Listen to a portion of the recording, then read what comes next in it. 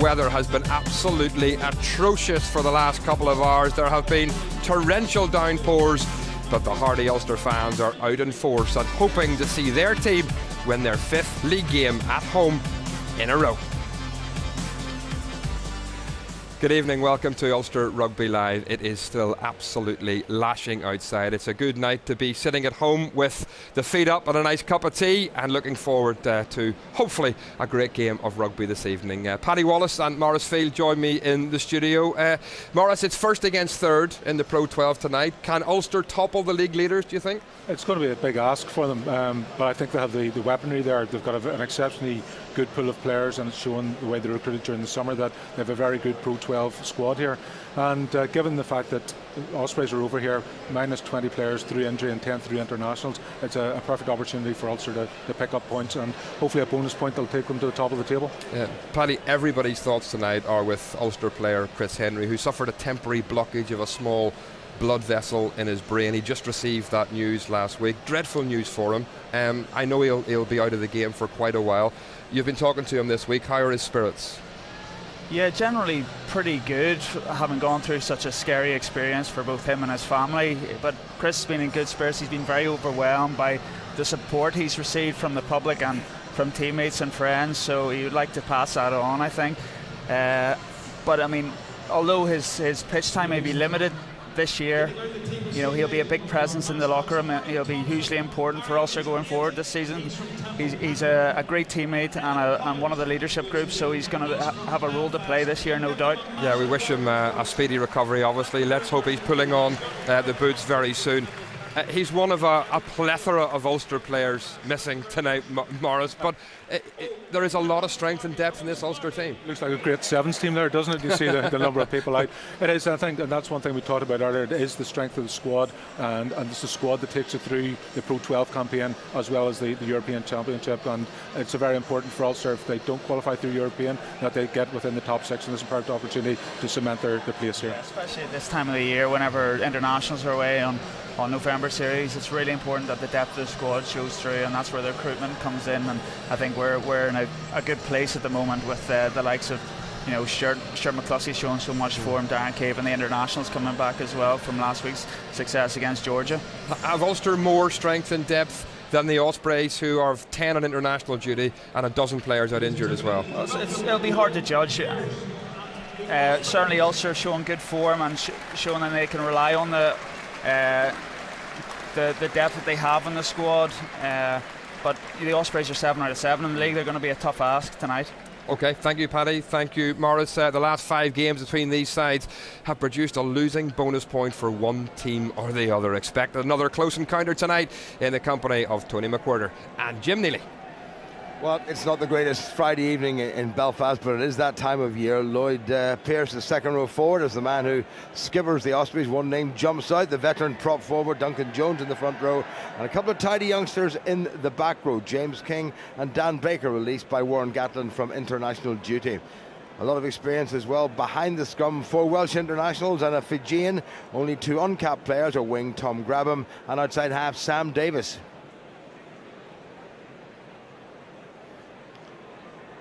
Well, the Ospreys went down to Ulster twice last year. The first game was in October 2013. Paddy Jackson saw Ulster home with 6 well-placed kicks. And Roger Wilson leading Ulster for the 4th time this season.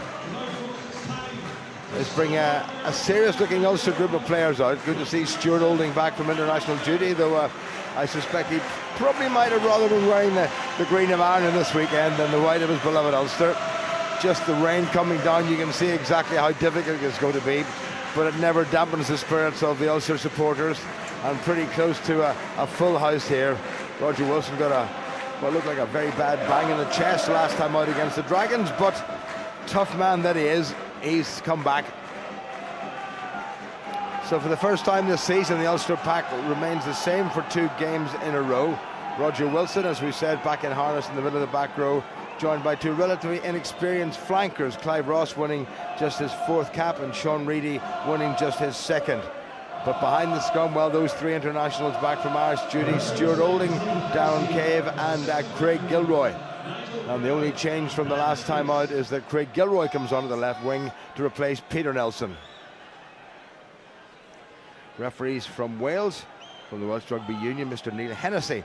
This is his 21st competitive game.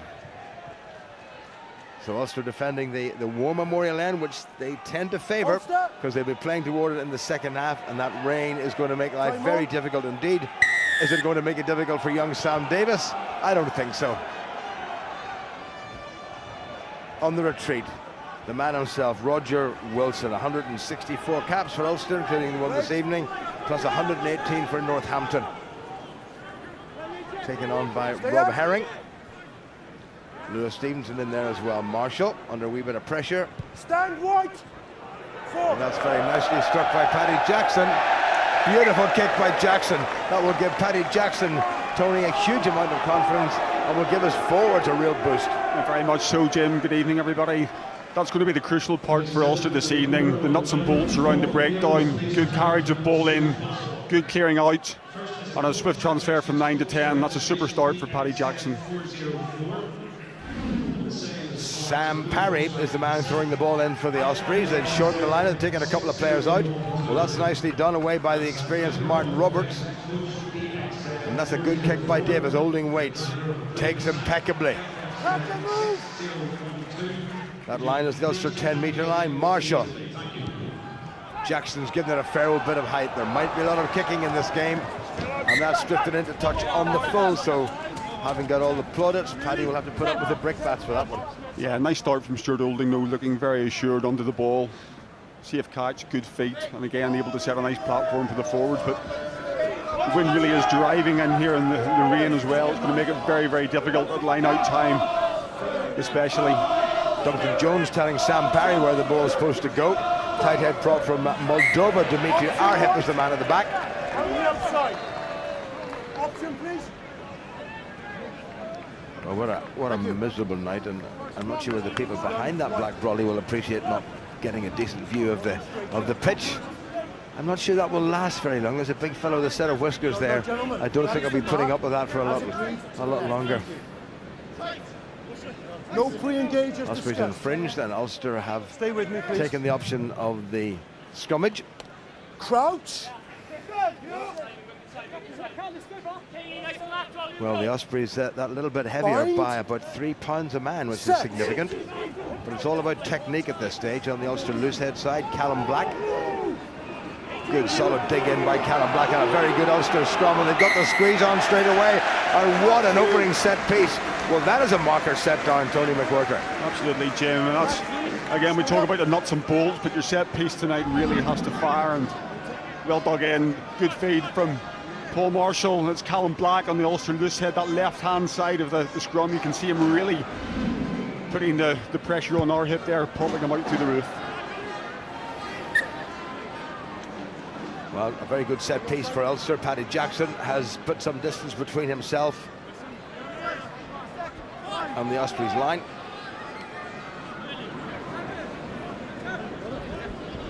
A great crowd here at Ravenhill. Ulster not in any great hurry to get this line out taken.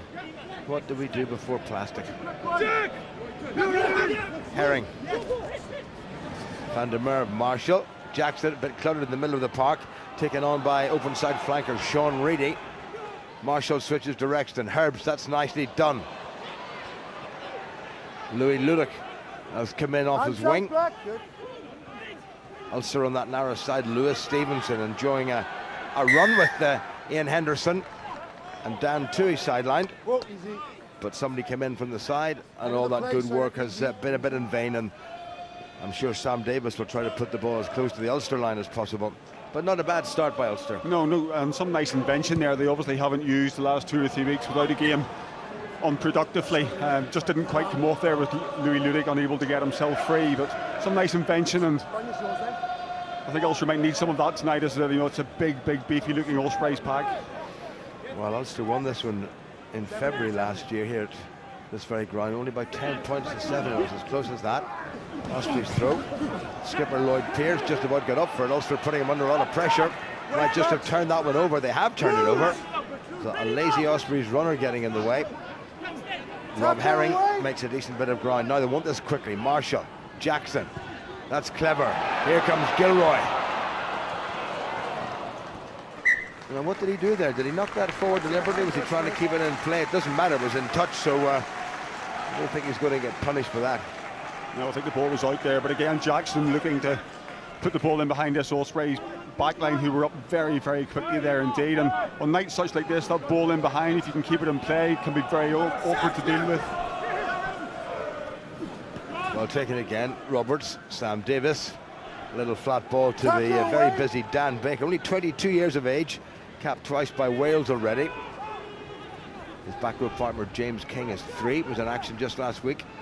There's a little half gap there, which Ulster just showed, and they mustn't do that. He closed it quickly. Roberts just snapping away at the heels of his forwards.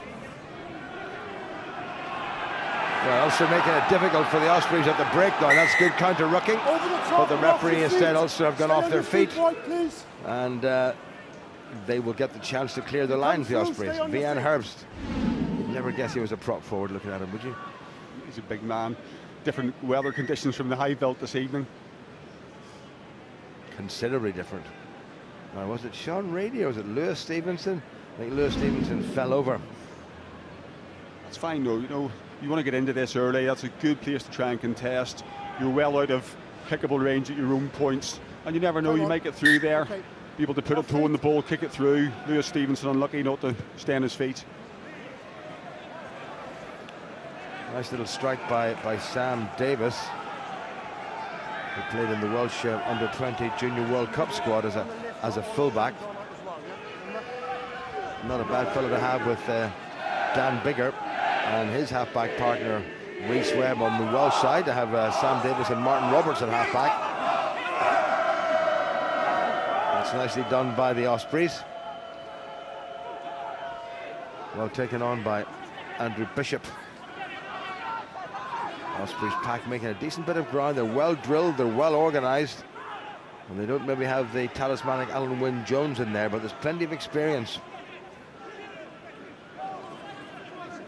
Taken on by the tight head prop Dimitri Arhip, the 26-year-old, born in Bucharest. He's played international rugby for Moldova.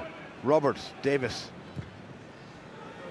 Ooh, that's a teaser. That's going to come down just inside or just outside the 22. And the Ospreys have gathered it now. This could be dangerous for Ulster. They didn't handle that one particularly well. Here's Baker again, such a strong runner, well tackled by Rob Herring. Quick ball by the Ospreys. Davis, nice and flat, back inside but knocked forward. Referee playing advantage to Ulster. Here comes Olding. Advantage is over. Advantage is over, and Davis is going all the way back. That's a good strike by Olding. Oh, Davis has fumbled that one. He needs to get himself back on terra firma, and he's done well, the youngster. But what a good kick by Olding. Yeah, good kick and good pressure as well. Craig Gilroy also up there in attention, but anybody who thinks that the Ospreys are here to make up the numbers tonight, we've had I nearly see why they're 7 out of 7. Look very competent with ball in hand, taking ball off the top and the line out. They're here to play rugby, make no doubt about it. Well, he looked a wee bit jittery there, Davis, but once he got the ball in his hands, he put it away nicely. Also quite keen to get on with this. Callum Black going over to have a word with his front row colleague Rob Herring. Franco van der Merwe is the man calling the lineouts for Ulster. Outside option, Black. And that wasn't straight. No. It's just gone. Well, that's a smack in the wrist for Rob Herring, isn't it? It was so easy, and that was the perfect position for Ulster's backs to do something, and they made a mess of that. Yeah, very much so, and that's one for each side now, and quite obviously the referee's going to be hot on putting the ball in straight, both at scrum but also at line-out time, and the marker's been laid down early. You're going to have to throw it down the middle. Television match official, who so far hasn't been called in to do anything, is Kevin Beggs. John Cole is the sighting commissioner, and the assistant referees are touch judges, as we used to say in old money, Nigel Correll and Brian McNeice. Bind. Set. James King in the narrow side, Ulster getting a squeeze on, and the Ospreys put in. Referee's having a good look. What a good shove that is from Ulster. Wilson's got it. Here comes Jackson. Has a go himself, left it behind him. Cleverly done by Jackson. Wonderful piece of improvisation. Now Marshall. Can Ulster press on this advantage? Here's Vian Herbst. Gets himself to the turf. Marshall. Little flat pass to McCluskey. Ulster still just a couple of meters away. Marshall flat again. Back inside to Gilroy. Good angle run for the line. And again, the Ospreys defence is looking pretty good. Here come Ulster again. Jackson inside to Stevenson. Never scored a try in an Ulster jersey, the big fella. Would love to do it tonight. Weather's getting worse by the second. Referee's got the hand out for a penalty, but he's playing advantage as Reedy takes it forward. White Blacks. Ospreys really packing on that line, and there's a dive and there's a try. It's been scored by Ulster, and it's Darren Cave doing a Brian O'Driscoll from close range. The arch poacher Darren Cave. But again, let's take that right the way back to the scrum at the start, Jim. Callum Black doing a big number in the Ospreys tight head. Roger Wilson picking up and spinning down the blind side. Jackson scampers for the corner snag, but a tremendous pick up by Roger Wilson at full tilt to secure the ball. And then Ulster just go through the phases. It's good recycling, it's good clearing out, and they've just taken their time. Deliberate knockdown there, and they reset, and it's Cave. You see Darren come up here, sees the ball, there's nobody at home in behind, and he manages just to pick and muscle his way over from 6 inches. Yeah, by about 10:30 tonight it'll be from the halfway line. Yep. So what a good start by Ulster. A couple of little errors and gave away possession a little bit on the cheap side, but there's nothing wrong with that try. Yep. 10 minutes gone. Darren Cave with his 23rd league try. 25. He's still got 25, it's all right. Well, that's just how bad the rain rain is. Stuart Olding's coming up and is acting as a placer for Paddy Jackson. He's hardly touching that at all. He's just got to keep that steady. Well struck by Paddy Jackson. That's another confidence booster for young fella who's maybe just slipped down the outside half pecking order with Aaron a little bit. So 11 minutes gone, and also the perfect start, 7-0 up. Perfect start indeed, and they've looked very, very accurate. Ball in hand, ball security, and they're playing the game in the right part of the pitch given the conditions. Well, Darren Cave could just sniff that line, and he sorted it out straight down to Roger Wilson. Marshall taken on by Clive Ross, who's a cousin of Mike. Jackson has given that a fair old thump. Davis all the way back. Did well, the youngster. Has a clever little chip into a bit of space now. Is there anybody there for Ulster? Marshall. Holding. Jackson had to check. Couldn't kick it directly into touch. Gathered in by Dan Evans, who's given Ulster a problem or two in the past, whether it's been for the Scarlets and the Dragons or the Ospreys, but not there, and that's gone straight into touch. So there is a fair old breeze on that side, it would seem, Tony. Yeah, certainly, but that's a well-manufactured exit strategy from Ulster. Roger Wilson takes it into contact, they recycled twice, clearing kick from Paddy Jackson, and then they win the bout of tennis after that. Slack kick from Dan Evans, and again, as you say, Jim, just on the wind, he's just misjudged it, and 5 or 6 feet over the whitewash. Ospreys, the line is yours, okay? Again, Callum Black just passing on the call to Rob Herring. Ulster have taken their 2 flanked forwards out into the middle of the park. Ross and Reedy. Van der Merwe, Marshall, good pass, Jackson. Flat to Cave, the try scorer. Not just flat, but forward.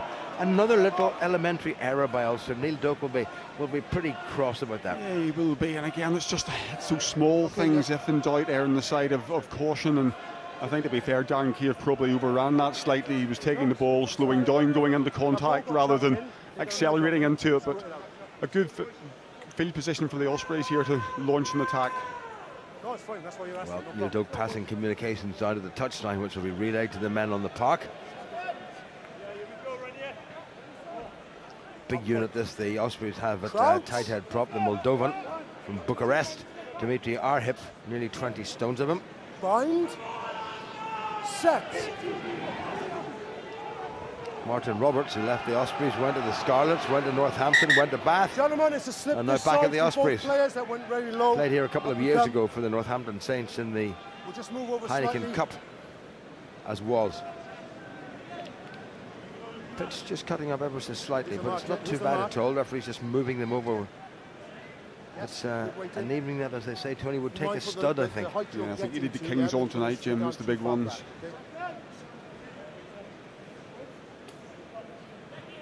Crouch. Callum Black on the Ulster loose head side.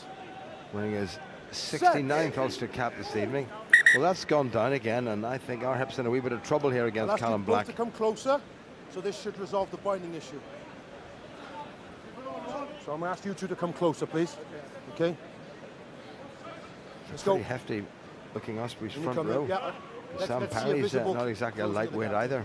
Former Welsh under-20 international, formerly of the Dragons as well. You ready? Crouch! Martin Roberts just has a wee glance to see what the Ulster back division is doing. Set. But you have to be assuming that his side will win the ball in this scrum. In it goes. Marshall said to the referee that was crooked. Ulster get the squeeze on. Front behind, good. Ball's gone. Front rows come up, picked up very well by Dan Baker. Always makes a decent bit of ground. Roberts. Davis on the narrow side. Evans with a little chip, well gathered by Olding. Here he goes. There was a huge amount of open space there, and Ulster really legging it. And here comes Gilroy. And again, Davis into space. Has he been too clever? Well trapped by Paddy Jackson. Olding. That's gone backward. Well picked up by Van der Merwe. Gilroy. Oh, knocked on. Referee's playing advantage to Ulster. Dan Evans has got himself back, and that's going to give Ulster the line out. So I think he's going to go back to the knock-on first of all, rather than the line-out. Will Ulster be happier with the scrum than the line-out? Yeah, I think so. I think as you alluded earlier, Callum Black has got our hip in all sorts of trouble on their ball, and Ulster look very competent on their own, but the ball really is a proverbial bar of soap, and I think if you're in doubt tonight, put it in the sky is not a bad option. Well, I would suggest that Kai Griffith, a very experienced replacement tight head for the Ospreys, might be coming on probably sooner than he thinks. But we have to see. We have to give the Ospreys tight head the benefit of the doubt. Ulster scrum. Crouch. Paul Marshall with a pretty. Is that a number 1? I think he's got himself. That's a good Turkish haircut. Ready, chase him up. Ready. Down they go on the Ulster tight head side. With Vian Herbst against the veteran Duncan Jones, playing his 219th game for the Ospreys. I said once we've got our bind, as good as we're going to get it, and then we're going to call set and everything is stable. The pre-wrestling is coming into the game now. It has to stop. We go back to the first scrum and how stable that was. Let's go. Time on. The mark is there, gentlemen. Now, gentlemen, you've been told. So let's just get on with it.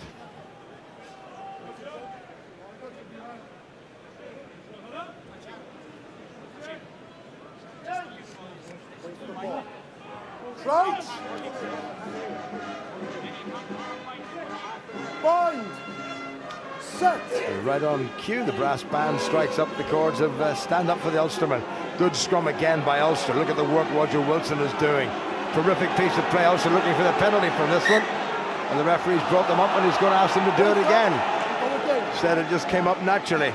Yes. But psychologically it must be hurtful for the Ospreys. Yeah, very much so. I think that's a good call by the referee as well. Ulster quite clearly have got them up, but the Ospreys managed to keep it square, didn't slew off to either side, and the referee's happy to reset it, and I don't think you'll find Ulster complaining about having to have another scrum.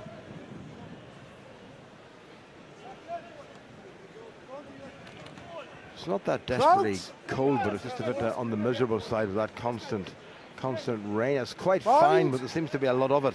Set. Interesting back configuration here, Jim, from Ulster, with Gilroy and Darren Keogh standing right behind Stuart McCluskey in midfield. Yeah, it's all a bit crowded in the midfield. We'll see it in just a second. There we are.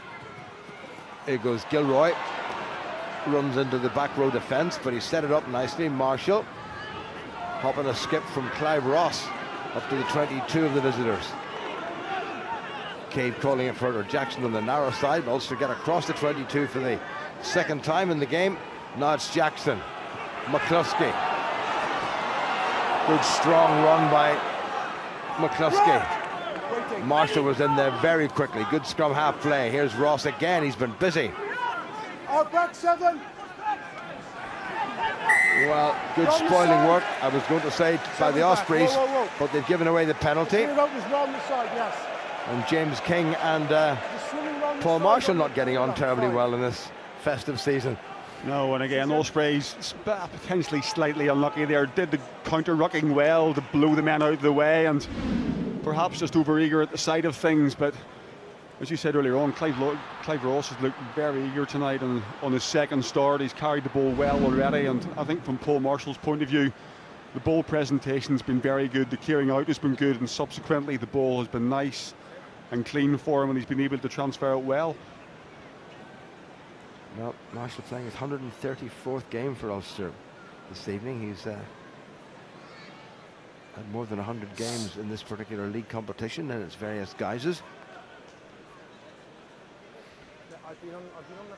Still just not quite certain when we're going to see Ruan Pienaar back again. Not too distant future, I hope. Coming up to the end of the first quarter, and Paddy Jackson, the chance to take Ulster into double figures. That's well struck. A lovely kick from Paddy Jackson under difficult conditions. And we have now played 20 minutes exactly. And Ulster leading by 10 points to nil, undeservedly so. Very much so. Ulster bossing this game in the minute, and after an inauspicious start from the Ospreys, they've just gone slightly off the boil. Really haven't been able to win any ball or maintain any ball. Davis kept that one low. Van der Merwe runs into Renier Bernardo, another South African man born in Pretoria. Bit of climbing there by Lewis Stevenson, but the man was in the way. Marshall. Ooh, he's given that a nice little scalp. It's gone loose. Ross in two minds there whether to give it an agricultural hoof or try to pick it up, and he fell between the two stools. Yeah, you could almost feel a Vaisili Serevi coming on there, flicking it between his legs, but he decided discretion was a better part of valour and let it go into touch. Ooh, well, he took his hand away from him, which would have been a knock-on, so sensible work eventually by Clive Ross. Again, Ospreys have shortened this line out, just inside their own half. Roberts has to check. Davis kicking for position. Craig Gilroy. Stand, Ulster! Well gathered in by the Ospreys and by Tom Grabham. I haven't seen much of him in this game so far. He's made some decent ground. Roberts taken on by Arhip. Tackler, move! This way, this way. Roberts again. Davis. Well, the door was slammed in his face there by a great tackle from Rob Herring, but here come the Ospreys again, taken on by Andrew Bishop. Release right! Ball is there, ball is there. Also doing their best to try to force a turnover. Arhip again, taken off at the ankles again by Herring. He's doing some terrific work in the loose. The referee says no, it was knocked forward by the Ospreys, and good Ulster defence has produced a defensive scrum. Yeah, it's gone away from that choke tackle to what they call now the chop tackle, which is basically going in low and sinking the man as quickly as possible.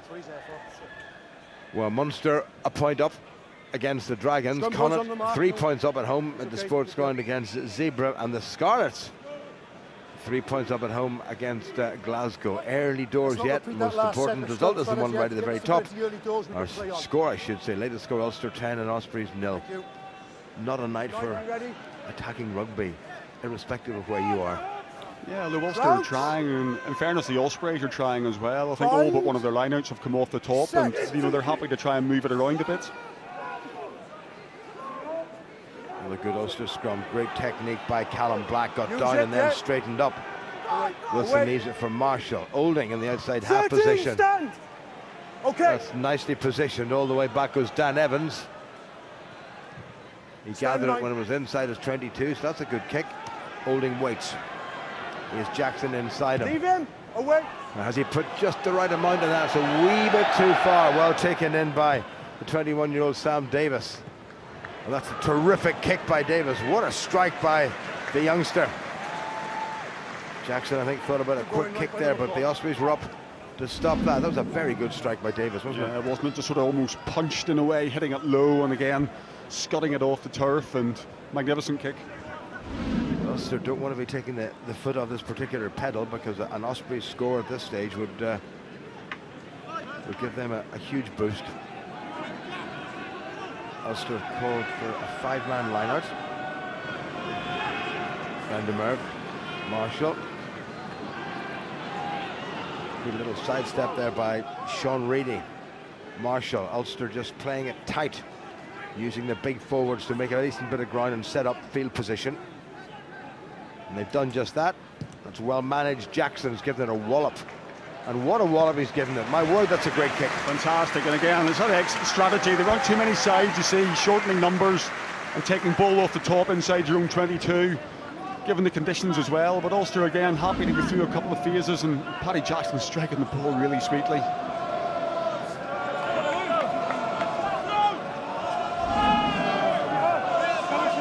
4 points between these two sides in the league. If Ulster could win this and win it by, I think, about 17 points or maybe more, they could go top. Didn't look desperately straight from the Ospreys, and Sam Parry will not be happy with that, and nor indeed will his coach. So it's an Ulster scrum and another chance for Ulster to make a little bit of decent ground. Yeah, Ulster have been very noticeable in their line-out defence this evening. They've actually got men in the air, and whenever the ball is slippy, it is wet, what you tend to find from the side throwing it in is you're more conservative. You tend to underthrow rather than overthrow. And Ulster, by simply getting men up there, making the Ospreys hooker sweat just that little bit more. 25 minutes gone. 10-0 to the home side. Paul Marshall with the ball in his delicate little paw. Bind. Set.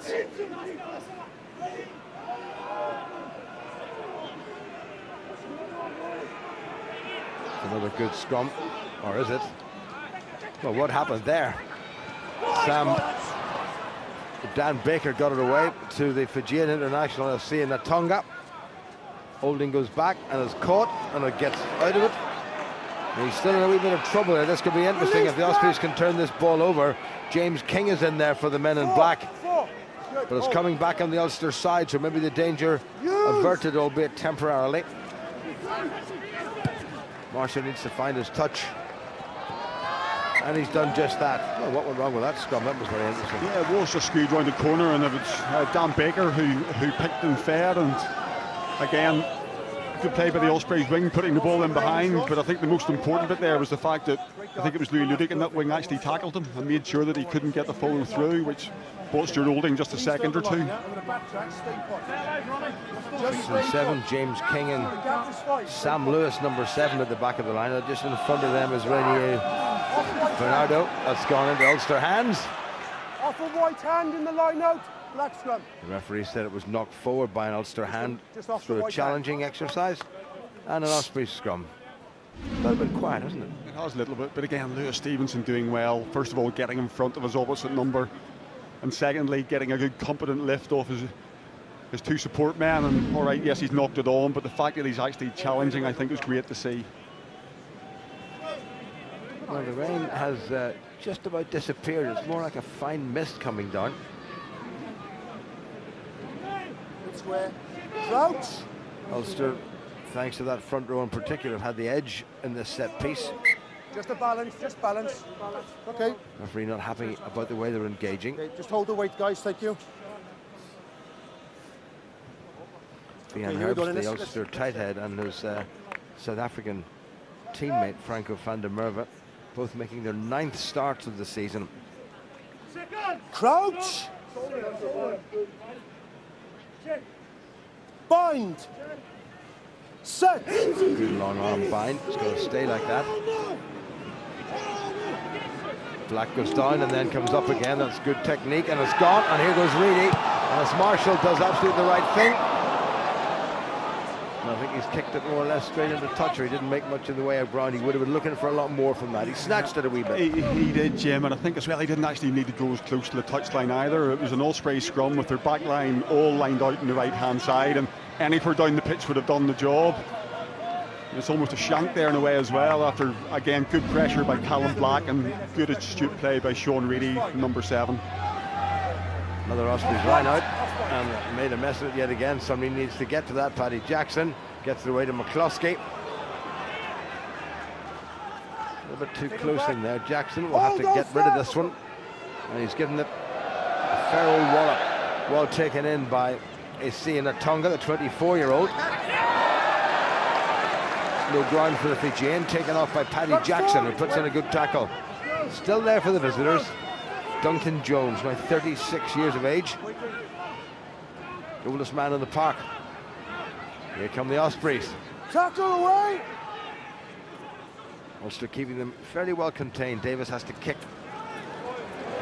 That might go into touch. Very cleverly done by Louis. Ludick put the foot in touch as he caught the ball. And we're good. There's a bit of an incident. Was it last weekend in one of the internationals? Brian Habana thought he had done something like that and he was overruled. It's good astute play by Ludick again, knowing the rules and what goes on, making sure that his standing foot is over the touchline before he completes the catch. But Ulster forwards are getting off the line really quickly and defensively, which is cutting down the options that the Ospreys have outside. It's the Ospreys' 10-metre line. Van der Merwe takes it well. Good drive by Ulster. Ulster's trying to grab it toward the touchline, but Ulster have broken away. Well set up. There's a penalty there. Making no attempt to come in from a legal position. You haven't gone to ground, so therefore you must come back through the gate. Just a wee bit far out, or the angle wrong for Paddy Jackson. Will we maybe see him go to the corner? Yeah, I think a bit of both maybe. I think the Ospreys are actually quite hard done by Jim. Maybe didn't quite disengage, but certainly he was the third defender there. Knocked off his feet initially, but then got back on his feet and potentially questionable. Well, Sam Lewis giving the referee one of those what we would describe as an old-fashioned look. Yeah, that's a difficult one.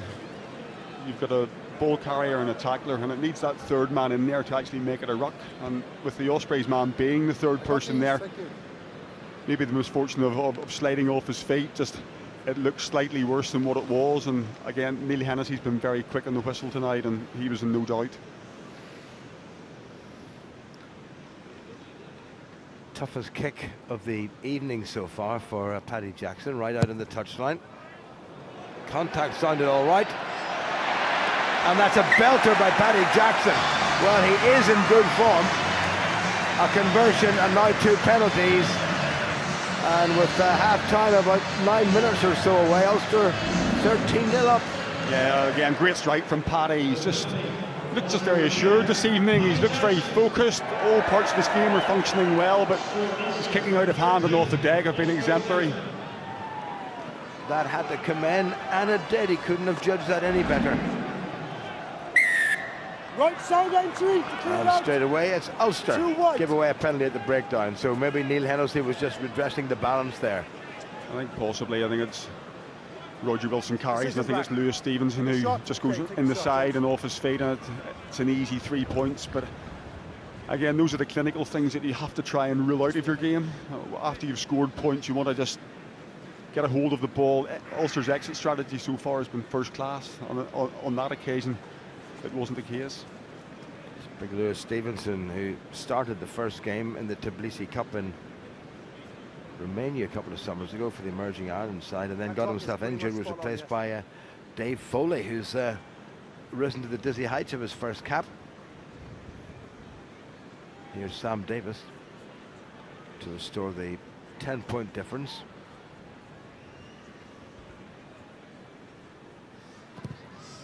He struck that, and he's got it very nicely indeed.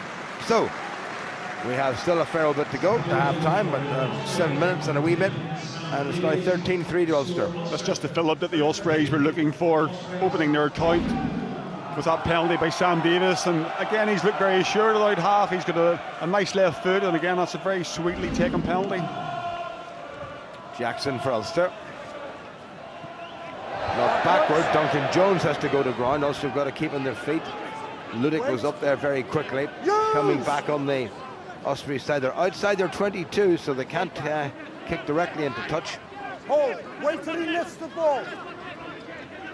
Use. Martin Roberts just looking for somebody to pick it up and take it on a little bit, and he finds it in Renier Bernardo. Release first. You put him on the floor, you must release. Having made the tackle, Ulster penalised for not releasing the man who had the ball.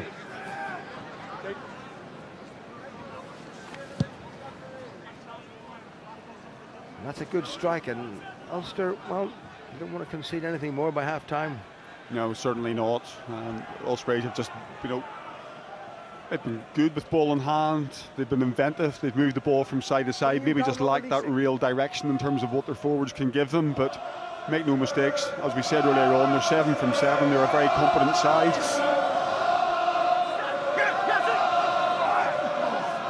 Good disruption there by Ulster, but pulled in well by Dimitri Arhip. But it was knocked forward by an Ospreys hand. And there's an Ospreys player down injured. I'm not quite sure who it is. I think it might be Arhip himself, the tight head prop. I guess maybe Duncan Jones. It is Duncan Jones. Yeah. How could you mistake the golden tresses? What happened to him there? He went in and Lewis Stevenson just accidentally fell against his leg. That's could be quite nasty, particularly if you're not expecting it. Yeah, just a wee tweak in the medial ligament. Very akin actually to how Ruan Pienaar got injured in that South African match during the summer. Sort of taken out without having any inclination that he was going to be clipped in the side of his leg. But again, good play by Lewis Stevenson once again. That's the third or fourth line out he's got up and disrupted, and he's made a real nuisance of himself in there this evening. Well, he did put in a good challenge, and then he fell through, and that was accidental. Oh, that's smart. I hope Duncan Jones is all right. 5 minutes 40. Neil Duck will be reasonably pleased with the opening 34 minutes or so. Yeah, I think they will be, considering they haven't had a game in 2 or 3 weeks. There's been no rustiness. Dragons have come back and they're now leading Munster by a couple of points. Connacht have extended their lead against the Zebra, and Scarlets still just shading Glasgow at Park y Scarlets. So Check comments with you, Brian. So, can you hear me? Ospreys coaching team well wrapped up.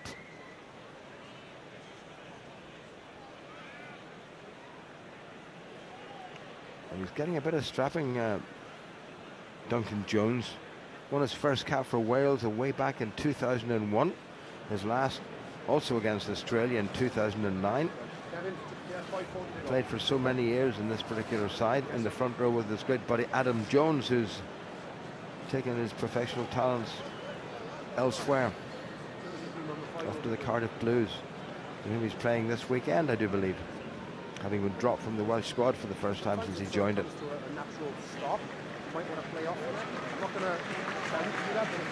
Well, suitably wrapped up, and he gets a decent round of applause, as he deserves, Duncan Jones. I think Vihan Herbst to be licking his chops at having a go at Duncan Jones here, Jim, after seeing that knee getting strapped up. You wouldn't take advantage of a poor injured chap, would you? Feet up, bind up. 5 minutes remaining, 10 points between them. Ulster 13-3 up. Crouch. And Ulster scrum on their own 10-metre line. Bind. And again, Ulster packed the midfield very interestingly. Both props down this side, gentlemen. Whoa, easy one. Okay. I did remind you before the scrum about the feet up. Yeah, we've gone back to putting them back. Come on, let's manage it the pair of you, please. Okay, visually, bring it up.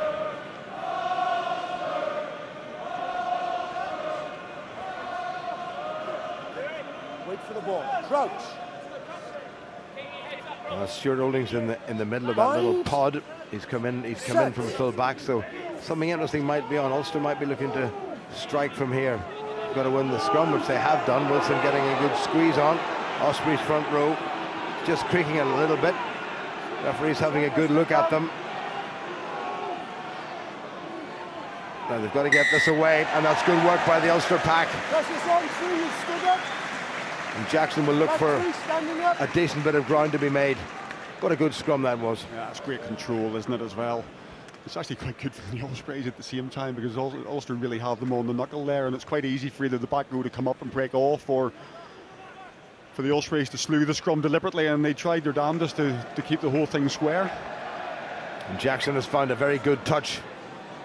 Ulster will be looking, just try to get something extra on the scoreboard by half-time, which is only about 4 minutes away. Good control by Roger Wilson, as ever. What a workhorse he's been. More than that, indeed. Hold Ospreys! Ulster have the full 7-man line-out. Not as tidy as they might have liked it. Jackson, oh, what a shambles that is, but it's been knocked forward by the Ospreys. Okay. Off the black. That's poor by Paul Marshall there, Jim, really. You know, it's sloppy ball at the front, and on a wet night like that, he's tried to pull off a miracle pass off his wrong hand, facing the wrong way with the opposition pouring through, and Paddy Jackson's not going to have too many nice things to say to him on the back of that. Yeah, it was one of the scruffiest passes that Paul Marshall has thrown in a distinguished career. But Ulster have got another chance. They've got the scrum again, but they've conceded about 30 metres, so they're back on the halfway line, and time is ticking away. Quite a large blindside here possibly for Ulster to exploit. If they can get that right hand shoulder, and Wilson could be away on the narrow side. The Ospreys are digging in illegally, it seems. I think it was the touch judge on the far side called that one. I think he's saying that Duncan Jones was just dropping it. And Duncan Jones obviously is innocent. So Jackson again, another chance for Ulster. Can they get something out of this by the end of it? What a good strike by Jackson. He's had a pretty assured game. He just looks very focused. You know, he's had a setback over the last 2 or 3 years, but certainly tonight he comes back. He's applying himself brilliantly. He's controlling the game well, and he's picking all the right options. Well, Ulster don't seem to be any great rush to come up. There's about under 2 minutes now to the interval. Rob Herring steams in at the front. Jones in there being a nuisance. Ulster will try and drive. That's good defence by the Ospreys. Herring has it in the middle of all that. Callum Black assist. Herring still has it, and he's still making contact. Now they've got to get it away. Marshall, McCluskey trying to bulldoze his way over. Did he knock that backward? I think there's going to be a penalty anyway for Ulster. There is time just about for the line-out. It's pretty close to the touchline. Jackson has been kicking well, and the referee's going to have a word with the Ospreys skipper. Yeah, there's great control at the line-out. Alan Clark will be really pleased with that. It's an effective throw by Herring. It's caught, and then it's Herring who's in on the ball, and you can just see him constantly smuggling himself into the back of the maul. More importantly, keeping himself bound, not giving a chance for the referee. Here you see him with the ball at the back. Again, steady control. Forwards in fighting to get past. He's always trying to work himself to the back of it. And once it slows down, it's Marshall to McCluskey, and he's a beast of a 12 running in there. Well, that accidental contact between Lewis Stevenson and Duncan Jones has taken its toll on the vastly experienced prop forward who's had to leave the field, and Mark Thomas is coming on to play in his 24th game.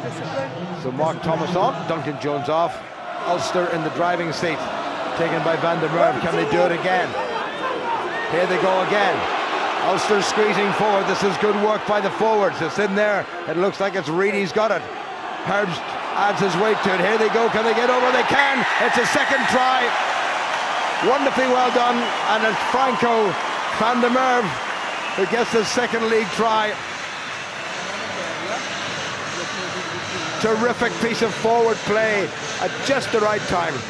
Right on cue, and again it's Sean Reedy this time. Very effective at the back. Ulster fight to stay on their feet, and then they just swirl that away. Franco Van der Merwe adding his weight to help take it over the line, but that's very, very hard to defend. Once you get that started, you don't get the sack in effectively at the beginning of it. It's very, very hard to stop. Well, the Ospreys defence, which has been pretty good in this sort of situation, simply wasn't up to the task. He actually got a try in the European Champions Cup, not the league, so he's got one in each of the competitions. He's been a pretty decent asset, and more than that, but we'll have a look at Paddy Jackson and thoughts on Big Franco in a second from Tony McWhorter. Jackson with 3 kicks out of 3. Is it 4 from 4? It's not, you know. How did he miss that? Dear Paddy. Well, I don't think he'd mind too much, but it hasn't been a bad first half. It started well for Ulster with a Darren Cave try.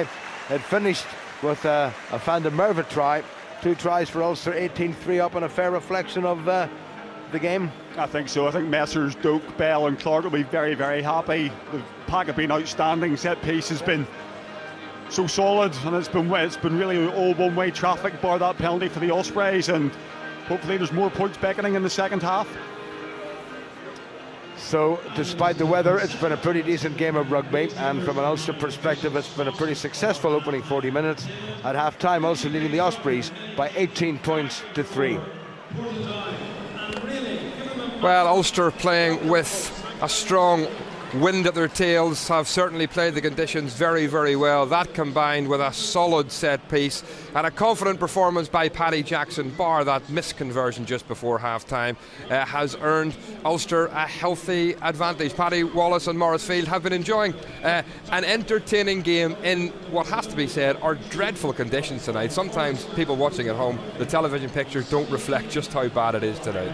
No, it's certainly one for the front eight tonight. It's something where you're a spectator almost on the pitch as a centre. Horrible rain, almost blowing a gale out there. So Ulster have been very impressive in those conditions. They've dominated the game up front in the set piece. Their scrum has been very solid, and off the back of that strong scrum, they can establish good field position through Paddy Jackson and his kicking game. And we're being put in the good positions, and we're coming away with points when we get there. Yeah, I believe. Paddy Jackson's actually controlling sort of the tempo of the game. When the Ospreys are kicking and using their kicking game to try and gain pressure, Ulster are regaining the pressure and using the wind to their advantage. Good kicking game by Stuart Oling and Paddy Jackson at times just alleviates the pressure and gets Ulster down and playing the right parts of the territory down into 22. Ulster's first try, Paddy, came from the good and the bad of the set piece, didn't it? Yeah, no, it did. I mean, it was established through a great kick from Stuart Oling. First of all, created the field position that we needed, and then those small errors, yes, but we have a dominant scrum. Herbst has been outstanding today. He's given Duncan Jones a very hard time. He's ended up going to the dressing room already, but once we get down there into that position, we're not dying with the ball. Our ruck ball has been good, it's been effective, and as you see Darren Cave doing his best Nick Williams impression from 1 yard out, did the job and got the first points on the board. Stunning centre's try, that Paddy, isn't it? Just but from losing the line out, Maurice, then obviously the scrum, as Paddy said, has been dominant, and Darren Cave took his try well there. Right from the very scrum, the first scrum of the thing set the tone. I mean, Duncan Jones, a Welsh international. Herbst has been outstanding in that. Callum Black's been very, very solid. And it's not the fact that they're moving around; they're getting their scrum set and they're driving forward and they're keeping it controlled at all times. And each scrum that they've gone into, they've been dominant each time.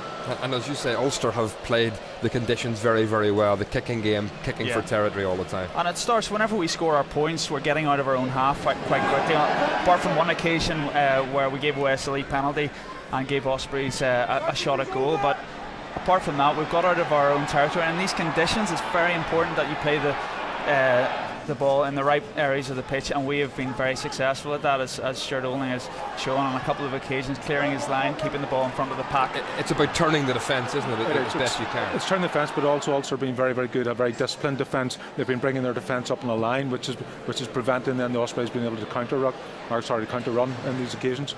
And from all that good kicking, Paddy Jackson has taken most of his opportunities very well. Yeah, I'd be disappointed with that last one, but other than that, he's been pretty flawless.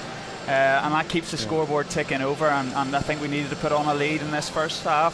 I think we're sort of playing with the conditions, so we'll turn around with our tails up, and the Ospreys, obviously with their chins down after a poor first half, they'll be worried about facing Ulster's set piece again for another 40 minutes. You two weren't in many scrums in your time. On the audit, sevens only. But you don't need to be an expert tonight to absolutely know how dominant Ulster have been in the set piece. You have to appreciate it. As a back, they set the platform for you to go around and do all the dancing and all the great stuff. But just look at this. This is perfect body positions by them. That's the leg drive from the front row there, and they just keep it on. It's just pure pressure that's coming through. And I mean, the Welsh front row are under immense pressure there. Again, having to drop in the binding there as well. So justifiably Ulster are getting rewards out of that. But at the start of this season, the front row, according to pundits like you and supposed presenters like me, that was going to be the problem area for Ulster, but it certainly has not been this season. No Rory Best in that front row tonight, remember, as well.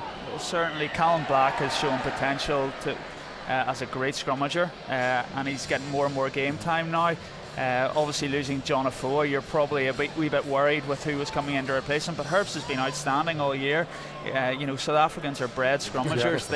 They do love nothing. If they played 80 minutes rugby and they hit 20 scrums, you'd just be happy. That's all they want to do. Yeah. It's like like shooting bulls and stuff like that. I mean, Herbst is an absolute stallion of a man. He's got the perfect body position, and he's very, very similar physically to John Afoe. Maybe just doesn't have the international pedigree, but I mean that's what you want. He's come in and he's added to this Pro 12 squad. And from the amount of possession that Ulster had in that first half, deserved second try before half time. Yeah, and again, we'll harp on about it, but it came from the penalty from the scrum. We were able to get our field position, and then from a driving maul, we were able to go over. So, again, it's these conditions that you need your pack to be firing all cylinders, and they've certainly been that tonight. Yeah, they'd be loving that. I mean, that's their type of rugby. Maybe slightly fortunate here. Again, Herring maybe just getting in front of the ball is obstruction, but that would have been. Again, it would have been a loss then if we hadn't got that score. But I just wish it all set up perfectly. More rugby in the backs to talk about. Yeah, I mean, when you looked at the team tonight, you saw a really, really impressive Ulster backline, and you kind of thought that might be the area that dominated tonight, but the conditions haven't really. Yeah, you just have to roll your sleeves up on a night like that as a centre, as an out half a winger. You forget about the number on your jersey, and you get the head down and do all the dirty work. Yeah, you start playing like a back row forward. Paddy, you're a big NFL fan, aren't you? Yeah. Well, you will enjoy our halftime feature, because have you ever wondered just how good the kickers in rugby actually are compared to other sports? Well, we thought we would take one of Ulster's top marksmen to test him against one of the best American footballers in the business. Ian Humphreys was invited to train with the Jacksonville Jaguars ahead of their big recent game against the Dallas Cowboys at Wembley, and Gavin Andrews went with them. Go for 50. Go for 50. Man, what a pleasure to have you out here. Yeah, much appreciated. Oh, thank you. You come to these things, you don't know what's going to happen, but they were really open, and they seem to enjoy it as well. They find it a totally different kind of ball to kick, and I was kicking a totally different style than him. The American football is really different, and it does travel well, but it takes a bit of getting used to. That's awesome, man.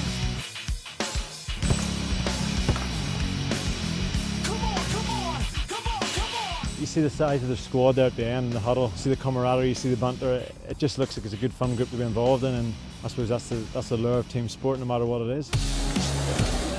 Josh Scobie adds the extra point. And that's coming in nicely. It was great, got to see where his talents lie, and it's funny to see the similarities. I think with enough training, he would be pretty good at this. So, he's attempting 60-yard field goals, and it's 45 degrees outside, and had the distance for him. It's impressive to see. And Josh doesn't do any tackling, doesn't do anything other than kick. How would you fancy that life? Sounds pretty familiar, doesn't it? As he said, they're called the special teams for a reason. It would put an awful lot of pressure on your kicks, but for me, it'd maybe be a little bit boring if it was just rolled out the kick every now and again. I enjoy sort of all aspects of rugby, and I think unless they come calling, I'll be happy enough to stick where I am.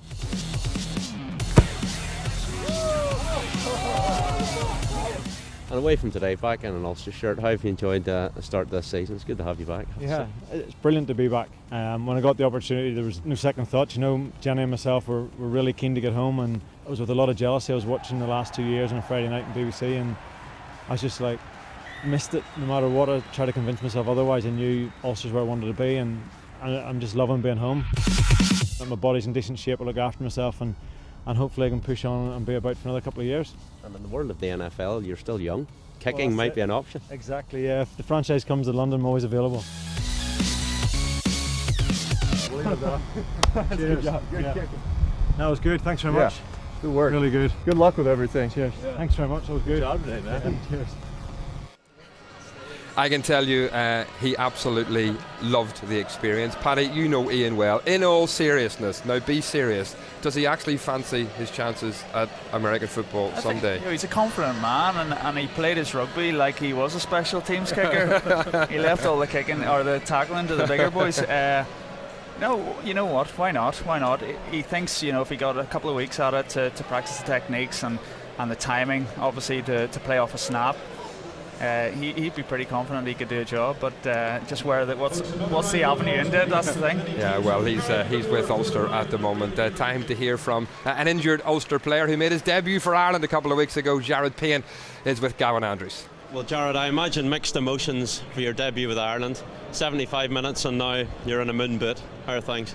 Yeah, look, I think as you said, it mixed emotions. I was ecstatic to be out there, loved the game, loved the result, but to sort of be taken away and have scans straight after wasn't ideal. How was the experience? Was it a step up for you? Yeah, it was. I loved it. Yeah, the truth, the atmosphere down at the Aviva, and just the game, everything. It was I guess you could say, an ideal debut. It was great. Big game tomorrow, Australia. How do you see that one going for Ireland? Yeah, it's going to be tough. Australia got some pretty dangerous backs. I think if we can shut them down in the forwards and not give them front foot ball, we're definitely in with a shot. And after our last performance, I think, back the boys by 10 points tomorrow. And not a great night for the backs out here. Have you been impressed enough given conditions in that first half? Yeah, look, I think the boys have played the game well. They've controlled possession at the right ends of the field for a long time, and they've turned that into the points there at the end of the first half, so it was good. Is that late try put it to bed? You'd like to think so. Yeah, the rugby's a funny game, isn't it? Look, if we can defend the way we've been doing, I don't think they'll get back in this game. Okay, we'll let that sprained ankle get back inside. Thanks for your time. Cheers, mate. Cheers. Yeah, it's good to see Jared Payne making his debut for Ulster. Ulster have the best defensive record in the league so far, and that's obviously showing again tonight, which is going to be absolutely vital if they're to make the top four this year. Yeah, absolutely, and even for the second half coming up, they want to establish good territory, and they want to, defend that lead, with aggressive defence in these conditions where you can get off the line and put the Ospreys under pressure. They're going to be trying to claw their way back into the game by playing a bit more rugby, and it's ideal opportunity for us to get off the line and put them under pressure. Halfway to a bonus point. Will Ulster be disappointed if they don't see this out with the extra point tonight? I think they will. Obviously, the disciplined defence in the first half has to be replicated now in the second half. The wind and the rain's coming slightly across the pitch, so their kicking game and their territory game will have to be up at the top level. And as Paddy said, their game's been predicated on defensive performances to date, and I don't see this Osprey teams. They don't have the weaponry out there to try and beat us down the outside channel. So they keep the defence going on the inside. I think we'll come back pick up another couple of rolling ball and pick up another couple of scores. Paddy, have you been impressed with Paddy Jackson's performance tonight? Yeah, I think he's playing the conditions very well, and he's putting the team in the right positions to play winning rugby. And I think with the wind the way it's blowing in the second half, you might find Stuart Olding being used with his left foot, playing towards that left touchline now. I mean, these are the conditions that face the teams in the second half. It's obviously going to play a big factor in the second half again, Morris. Again, but it's across the pitch. It's not up and down, and also, as we all know, we love playing towards the Memorial end. White teams haven't really caught on to that yet, so they'll be looking to get another couple of scores and try and get as many points as possible. Okay, Paddy and Morris, thanks very much indeed. The job is half done for Ulster. Let's see how they get on in the second half. It's back to Tony and Jim. Well, the look on the face of the Ospreys skipper Lloyd Pearce said it all, what he thought about the Ravenhill weather. This fella's been here since he was a schoolboy at RBAI, and he watched his uncles Harry and Alistair play for Ulster and Ireland, and his grandpa, dear old Harry McKibben himself, playing for Ireland and the Lions way back in the late 30s. Roger, of course, was not around in those days, needless to say. But our cameramen were going to have fun and games with this weather. Paddy Jackson, again, a man to whom Ravenhill is pretty familiar. Neil Hennessy just has a little check that the timepiece is working. And Paddy Jackson, with 8 points in the first half, gets the second half underway. And that's gone loose. Eventually pulled in by Renier Bernardo, formerly of the Eastern Province Kings and the Southern Kings. Davis, Ulster up very quickly. Clive Ross with the initial tackle. Roberts to his young outside half.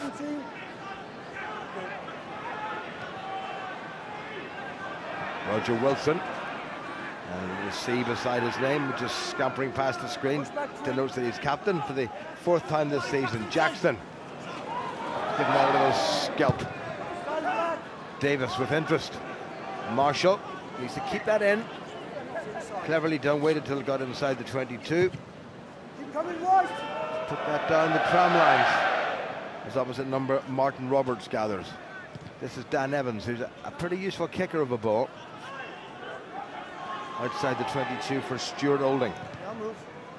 And another kick. Tonga drops it. Ulster on top of him. Olding nails him. He has to release that. Referee's having a good look, but back on the Ospreys side, well set up by the Fijian international. Crowd a little bit more vociferous now in this second half. Roberts again employing Ulster's tactics in the first half. Gilroy didn't quite control that. Jackson find a bit of space. Well covered though by Sam Davis.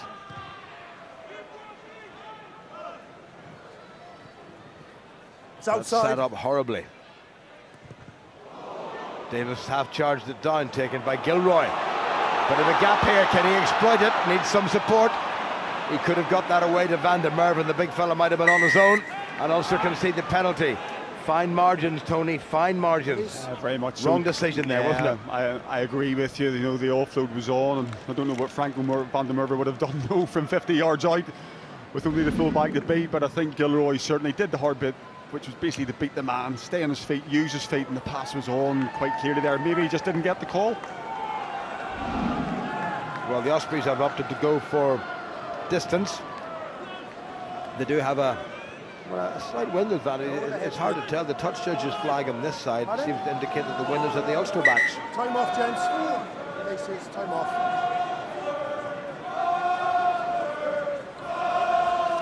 This is the middle, correct? Referee's called a time off just for a little brief second because Van Herbs is adjusting his bootlace. Shorten Ospreys line out, the two big men. Piers 4, Bernardo 5. In goes Martin Roberts. Here they come, plenty of beef getting in there. Sam Baker's in there, Dimitri Arheep as well. Ospreys hoping to do to Ulster what Ulster did twice to them in the first half, and they're doing it pretty effectively. That's once, Ospreys! That was once! Remember, the Ospreys are the league leaders, and they're not the league leaders for nothing. They put in some very good second half performances when all seemed lost, and here they go again, and Ulster in a bit of bother here. I think they're over the line. I think that's going to be a try. The referee can't quite see it, but that is a try. That has been touched down, and that's a try. And the man who's prostrate on the ground is the last man coming up, and it looks very much as if it's going to be the scrum half. Martin Roberts. Well, Ulster just a little bit too slack, made too many basic errors, and the Ospreys are back in this game. Certainly back in it, but again, big credit to the Ospreys, Jim. Fantastic line out. Martin Roberts actually goes in almost in the dummy type role, takes the ball to the back and just maintains that position, and they've stayed on their feet, they've driven the legs, they've slewed off one side then the other. Ulster again, the main focus point for that has to be sacking the ball once the line out is taken, and if you let that get started, as Ulster proved in the first half, it's incredibly difficult to stop it.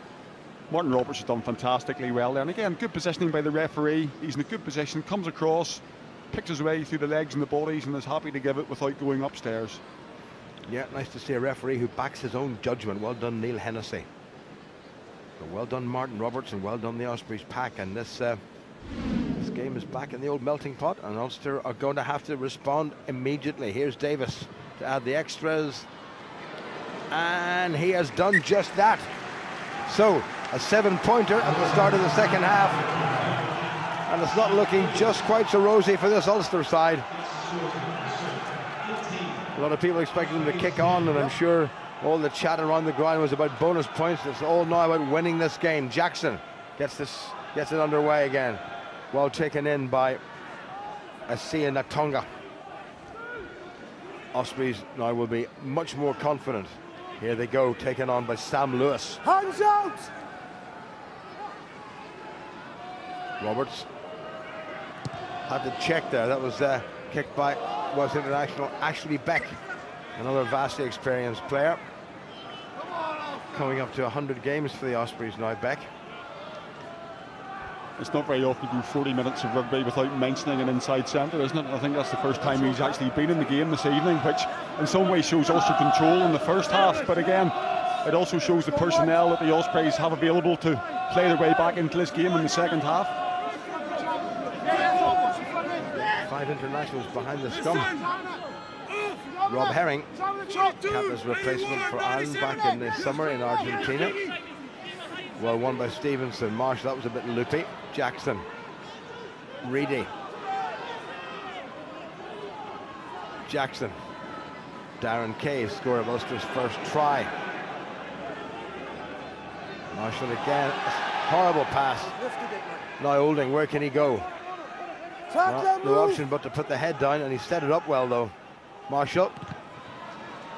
Was that touched by an Ospreys player? That's bounced rather awkwardly for Natonga, but he's very quick, but he's opting to kick. Jackson did well. Away, Ulster! Maybe a wee bit overcooked. Well gathered in by Tom Grabham. Well covered by Olding, but Ulster have conceded an awful lot of distance. Here comes Jackson. Got away nicely. Now Cave. Good support play from Herring, who's pretty pacey. Better by Ulster. Front foot ball now. Van der Merwe. Clive Ross taken to ground, and Ulster get the penalty. Not rolling away in the tackle. Just stayed in and bound to him. I think this is well within Paddy Jackson's range, but will they go for the corner? No, I think they'll take the points, Jim. But again, I think what the first 7 minutes of this game show, the fact that it's going to go for the corner, you're right. I think what the first 7 minutes show, if Ulster get involved in a game of aerial ping-pong with the Ospreys, they're going to let them get back into it. Ulster look far more assured with ball in hand, holding that time with the good feet and pass, making the break. And if Ulster can keep the ball in hand, then they can close this game out quite quickly. Well, Jackson has done his bit in finding a pretty decent touch in the far side of the field, the brand new stand. Sean Reedy just clapping his hands. Jackson having a word with the men outside him. And again, it's down to the throw. Herring's very anxious to get onto it. Van der Merwe brings it in. Also looking for another concerted drive. Can they go the 22 metres though? Wilson leading by example. Reedy has it into the back. It's a long way to go. It's stopped, it started. Here they go again. I think it's gone to ground, so we're going to have to play this. Marshall. Craig Gilroy. Also being pushed close to that far touchline and give away the penalty. Well, holding on in the tackle. Neil Hennessy's been pretty strict at the breakdown, hasn't he? But I think he's been pretty fair too. Absolutely, and it's a good call for me there. Craig Gilroy isolated, getting himself tackled behind the forwards who weren't able to retreat and get in on top. Ospreys make the tackle and execute the jackal well, get over the top of the ball, and Ulster quite clearly holding on and not releasing. Nice little flip.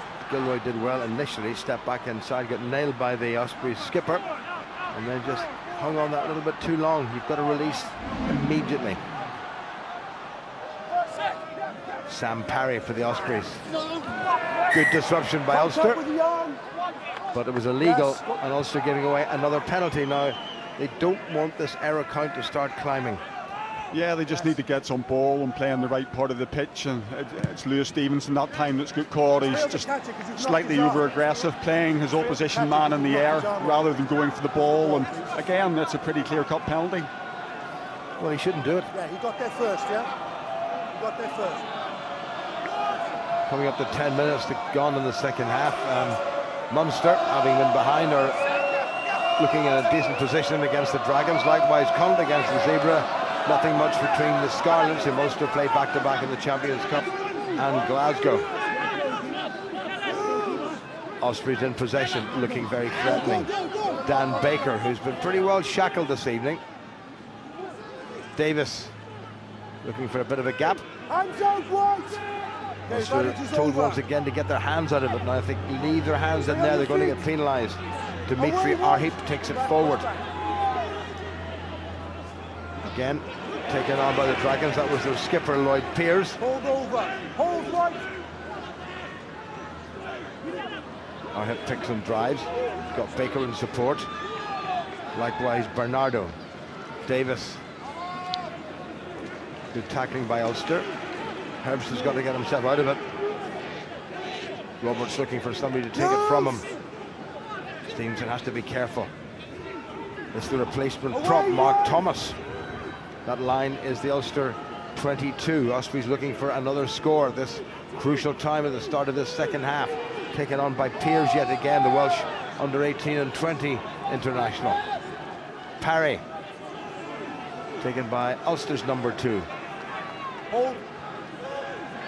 Back you go for. Stevenson. Living right on the edge. Nothing wrong with that though. James King tries to make a bit of ground for the Ospreys. Bit of a stamp there from Roberts. Referee didn't see it. Davis moves it wide. Good tackling by Paddy Jackson right up in the Ospreys' faces. Wonderful defence by the men in white, and that's been rewarded by a penalty. That was the best bit of defending Ulster have done all evening, and it's been pretty good otherwise. The outside backs got off their line really well there, but more importantly, Ulster at the close quarter stuff, not committing anybody. The tackler puts the man on the ground and manages usually to stay on his feet. Nobody else goes in, they fill the sides. You see Lewis doing a bit of shadow boxing around the side of things. That's great. Get involved, just don't give away the penalties. And again, it's Paddy Jackson on that occasion leading the troops up in the outside channels. That's a textbook piece of defending by Paddy Jackson. Got his man, got him to the ground, and Ulster won the penalty. Now they have to capitalise on this. 8 points is not exactly an insurmountable lead.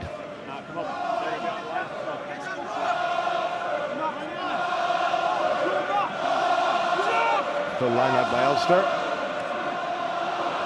Oh, they made a mess of it. Absolute shambles. Again, Jackson has to tackle. But the bits of primary possession which Ulster got in the first half to great effect have not happened in the second. Here come the Ospreys from deep. No way through though for Ashley Beck. Stay, leave the 9. Roberts has a wee glance. Davis will kick, I'm sure, and he does. Over. Well, that's gone all over the place. Well taken by Gilroy. Now it's Stuart Olding. Say again. You have a flag, yeah? Straight up in the air. Knocked backward by the Ospreys. Play on, says the referee. Ospreys into Ulster's half. Advantage is Blacks. Davis will kick again. That came off an Ulster hand. Time off. Come in. Referee's blown his whistle just to halt the game. Has something occurred that he doesn't like? I followed the ball. What yeah, late hit from that tackle. Do we have a number? I haven't got the number. I think he might be looking, asking for something to be put up on his on his Show me where it's screen. landed, and it's a penalty for Black. Yeah, okay. Captain. Roger Wilson's being called in. An Ulster player has infringed, and the discipline mustn't be allowed to go here, Tony. This could be serious enough. Yeah, you know, you just have to get some ball. We haven't got a number, but the penalty will be where the ball landed. Okay, we just need to time that. Okay, he's taking his clearance kicks. He's exposed. You've got to play a welfare. Okay, thank you. I certainly will. I certainly will. Well, there's clearly been an Ulster offence, and the referee has awarded the penalty where the ball landed. So Ulster will be losing another 10 or 15 metres. Ospreys will have the chance to put the ball pretty close to the Ulster line, I'm sure.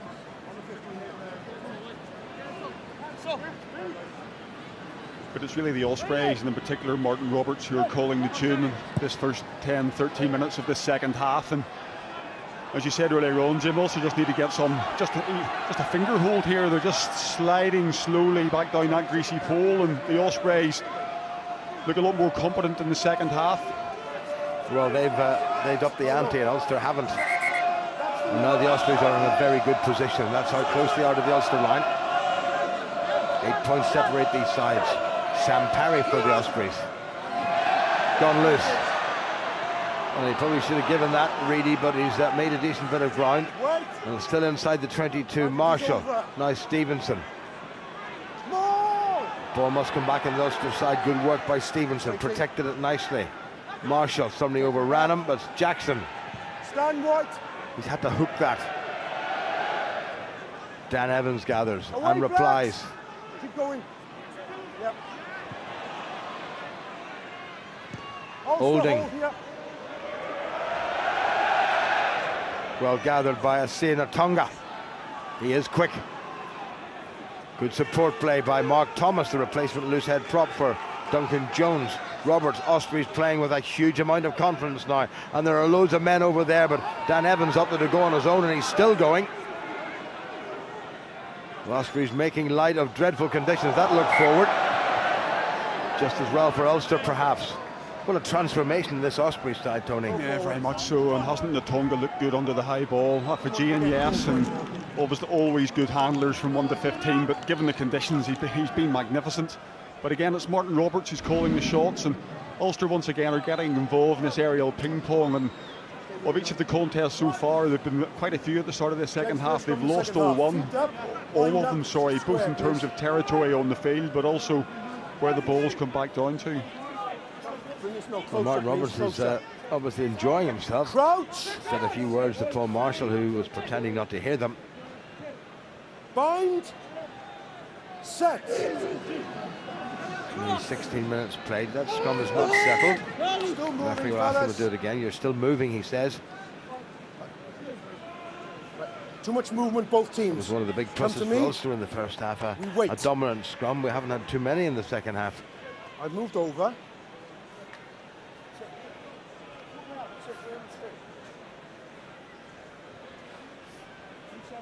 It's not getting any drier, is it? Feet up, please. Crouch.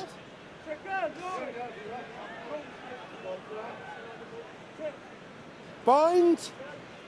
Set. Good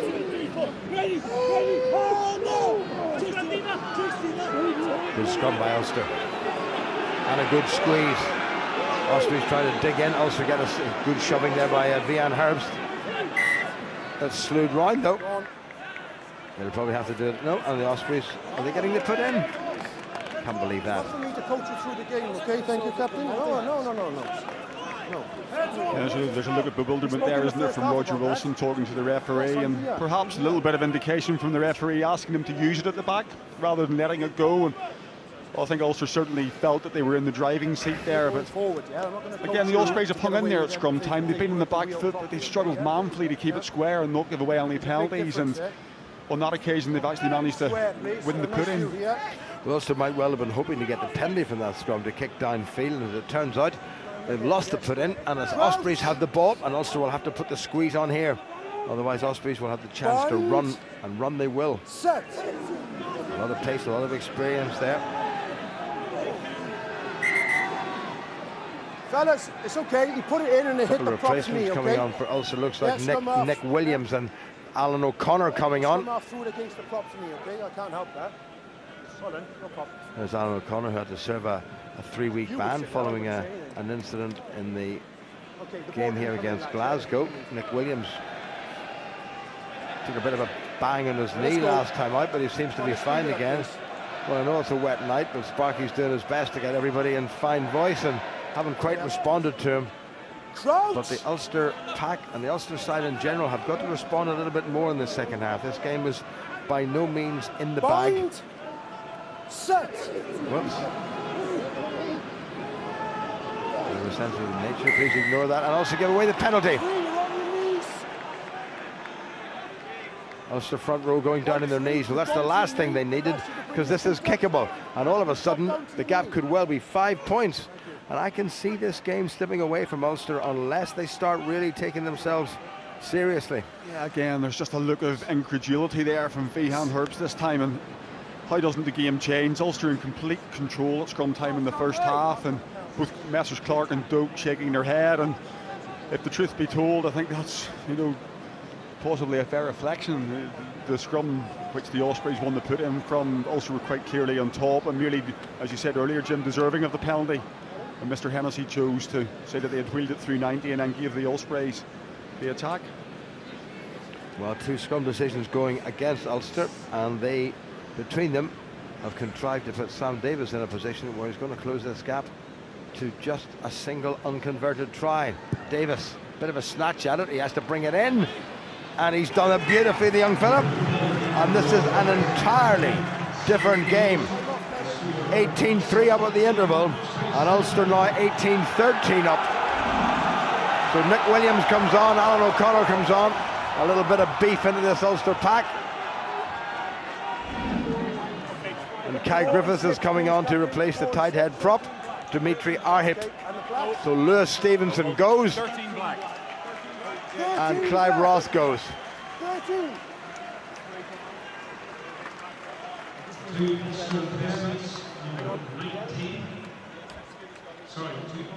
Black 3, yeah?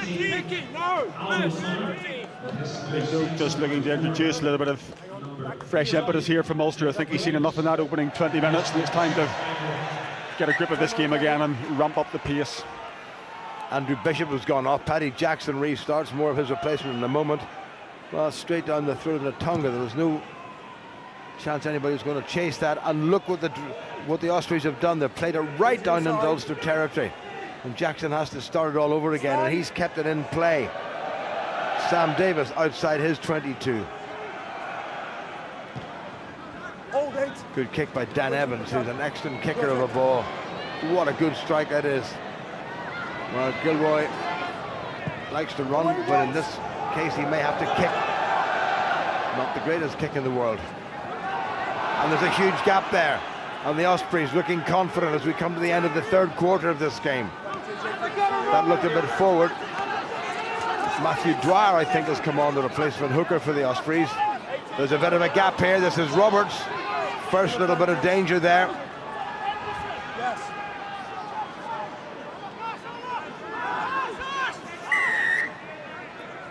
And Ulster have conceded yet another penalty.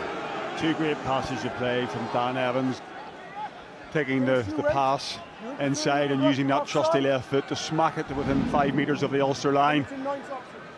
A slipshod kick from Gilroy coming out, and again it's him who makes that initial bust through, and Roberts then sniping round the side, and the Ospreys really looking very, very comfortable with ball in hand, asking all the questions.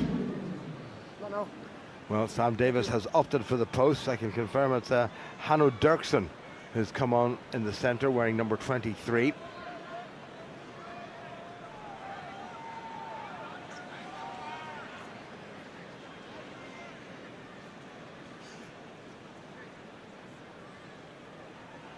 Davis has got a 100% kicking record.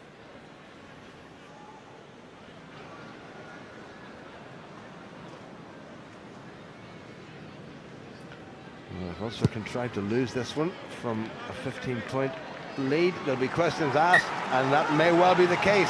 Sam Davis, looking more and more confident, has landed 3 more points, and from 15 points up at the start of this second half. And we're into the final quarter now. Ulster are only 2 points up, and they're not playing well at all. And somebody has to take this Ulster team by the scruff of the neck and shake it. Here's Natonga.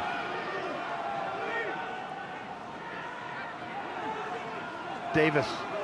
Ulster missing a first-up tackle there, which they didn't do in the first half. That was Sam Lewis who made a bit of ground. Paddy Jackson.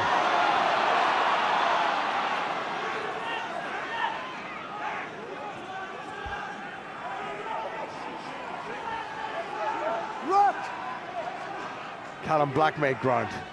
Now Darren Cave. Where's he going? Into the arms of James King. He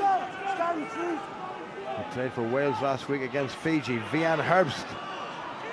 Good rumble by the South African. Now it's Olding. There's a little bit of Olding magic here in this for this Ulster side.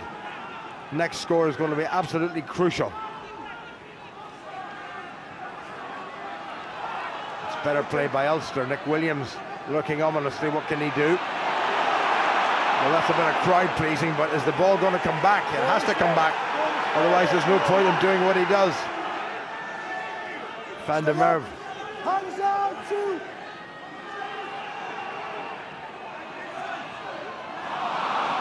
And spilled forward by Ulster. Referee waiting for advantage to the Ospreys, and there is an advantage to the Ospreys, and they will probably take every advantage if they can. And that's such a good kick down the line by Dan Evans. Paddy Jackson has gone off the field. Ian Humphreys is waiting to come on for Ulster. Time off. Well, that doesn't look so good for Paddy Jackson. That looks like a wrist or a forearm, or possibly a shoulder. Possibly a shoulder. In that tackle there, yeah. I think, did he come down awkwardly? Oh, that's his shoulder. He's landed on the point of his shoulder, and he's gone off. He got up straight away, and he knew straight away he was in danger. But again, Just those simple basic things from Ulster going wrong. It's the transfer between Cave and Wilson this time, and once again it's that man Dan Evans, and once again that cultured left foot of his putting Ulster deep in their own territory. Well taken by Alan O'Connor. Marshall, he's pulled that infield. That's a good kick, but it's not going right for Ulster. I think Louis Ludick just nudged that forward, but the referee may have seen it a different way. Yes, but you can't put advantage to the man playing it on the floor. Well, that's very sad. Just when he was actually starting to come back into some decent form, certainly in the first half. Complete accident, of course. There's no advantage if the man on the floor plays the ball back afterwards. The ball has gone forward, and Ulster have got to put into the scrum.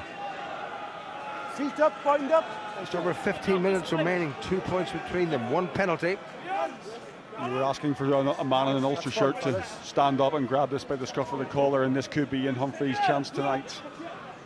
Well, you wonder what has happened to Ulster after this restart. Did they think it was all too easy? Were they thinking bonuses?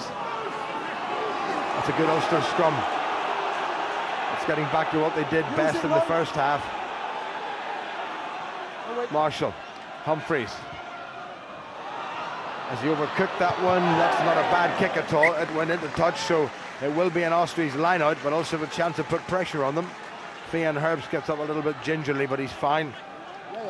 So a nice competent strike by the ever-confident and confident Ian Humphreys. Yeah, and again a good scrum by the Ospreys, managing to hold Ulster out. Ulster again looking for the penalty, and the Ospreys slightly wheeling them round. And I think that's 1 point, Jim, in the first half. In the second half, there was a lot of line-outs in the first half, and Ulster competed very well, both on their own ball and in opposition. Whereas in the second half, the ball has tended to be more in play in the kicking game with less line-outs. Well won by the Ospreys. Roberts gets it away. Davis will kick, and kicks very well. What a great strike. Well gathered in by Gilroy. Stuart Olding will be forced to kick, and he does. And that's not a bad one. That's coming down just inside the 10-metre line. Well taken in the air by Davis, who was allowed to go to ground before Louis Ludick closed them down. Roberts playing a clever game. Baker. Off feet. Wait. Ian Hennessy comes round to the open side. Leave him. It's not coming back too quickly. That's well taken on by the Ospreys. Close to the halfway line, and Roberts again calling the shots.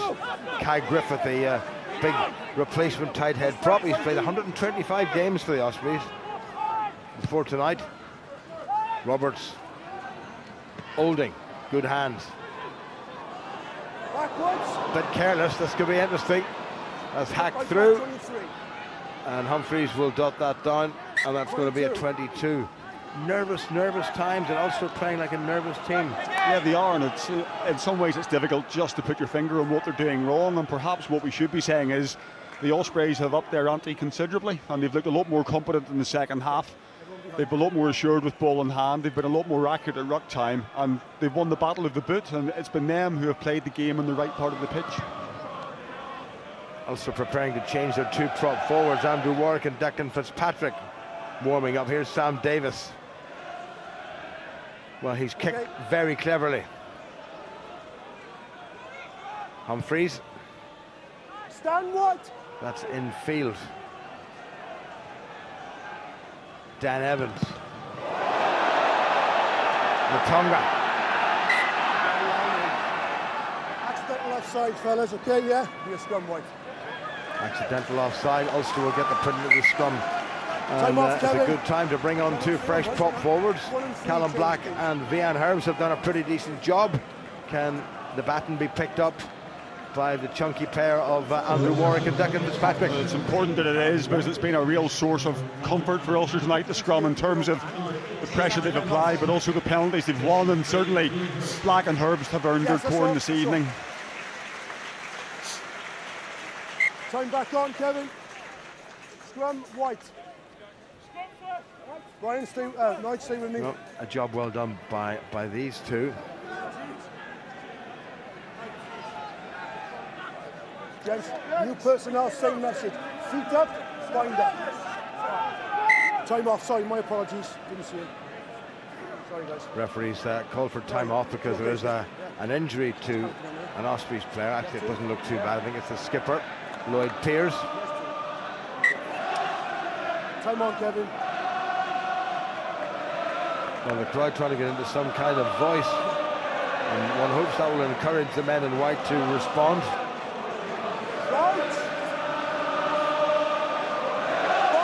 Less than 12 minutes remaining, and Ulster looking so comfortable at half-time, looking less so now. Well, that's a great scrum yet again by Ulster. Fitzpatrick and Warwick picking up from Herbst. Marshall. Now they move at Humphreys. Gilroy had to really stretch behind that, but he set it up. Marshall took his eye off that. Alan O'Connor champing at the bit to get back after his 3 week suspension. Marshall needs a runner, gets it from his skipper Roger Wilson. Declan Fitzpatrick has to stay on his feet. Marshall, Ospreys closing Ulster down at close quarters. That was Andrew Warwick. Bit of width now. McCluskey is right through, up to the 22. Needs a bit of help, now he gets it from Marshall. Change of direction, clever call by Humphreys. Cave should have given that first time perhaps. Made a good bit of ground, got support from Warwick. Marshall, Van der Merven looking for a second. A try here could win this for Ulster. Osprey surely came through offside. Referee happy enough to keep playing.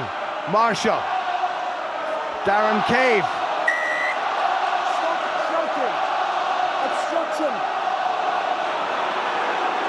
And he's given a penalty against Ulster for obstruction when I thought the Ospreys had come in offside. Well, there was a very good chance there which may well have gone, and certainly has gone for this one. And Sam Davis or Dan Evans perhaps will give it an awful lot of welly. Let's have another look at that. Where was the obstruction? That was the initial run by Stuart McCluskey. Ulster went to ground. It came back, I think, pretty quickly, Tony. And let me see, was there obstruction there? Ooh. Well, did Louis Ludick run a? In fact, it was McCluskey. Maybe it was McCluskey. It was McCluskey. Yeah. Wrong place, wrong time. Hardly doing any damage to the defence, but yeah, she could claim that there was obstruction in terms of stopping the tackle being made effectively. But again, Stuart McCluskey making that initial break, but just crying out for someone to get on the end of it, either a back row forward or another of his outside backs there. And once again, it slides from left to right, and Humphreys makes the break and puts Cave away. And as you say, the pass was on, and again, he just chose to hang on to it. A nice little pop. Well, if he'd given that there, I think Andrew Warwick might well have been in. Absolutely, and Matoja didn't really make any, and there was no defence there. And if the pass had gone as soon as Darren had beaten him, it would have been a canter in at the corner. Ospreys going to bring on a couple of replacements themselves. Looks like the hooker Matthew Dyer is coming on. And number 19 is Rory Thornton for his very first game. So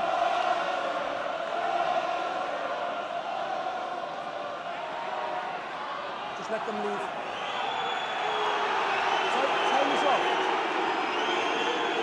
Well, the crowd not very happy with Mr. Hennessy. First throw for Matthew Dwyer. Nicely done. Well taken at the back by the Ospreys. Still the same ball. Ulster need to be composed about this. That's good defending. They've halted that Ospreys drive, and they may want to turn this one over. It's good work at the breakdown by the Ulster forward pack. Well, the referee has told the Ospreys to use it. Roberts does use it. Well taken by Ludick. Was he in the air?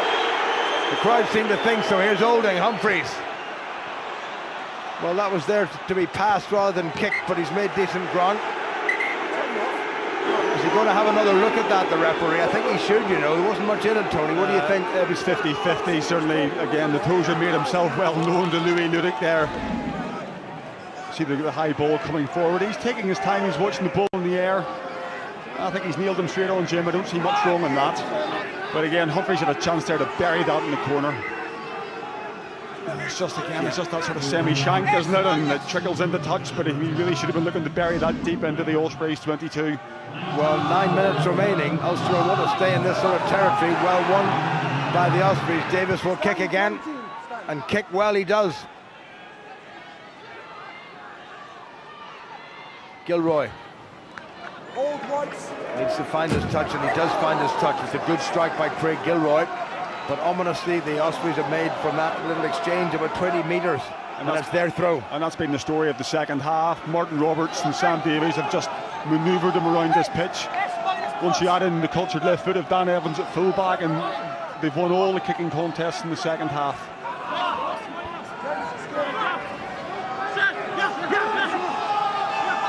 Dwyer, stolen by Ulster.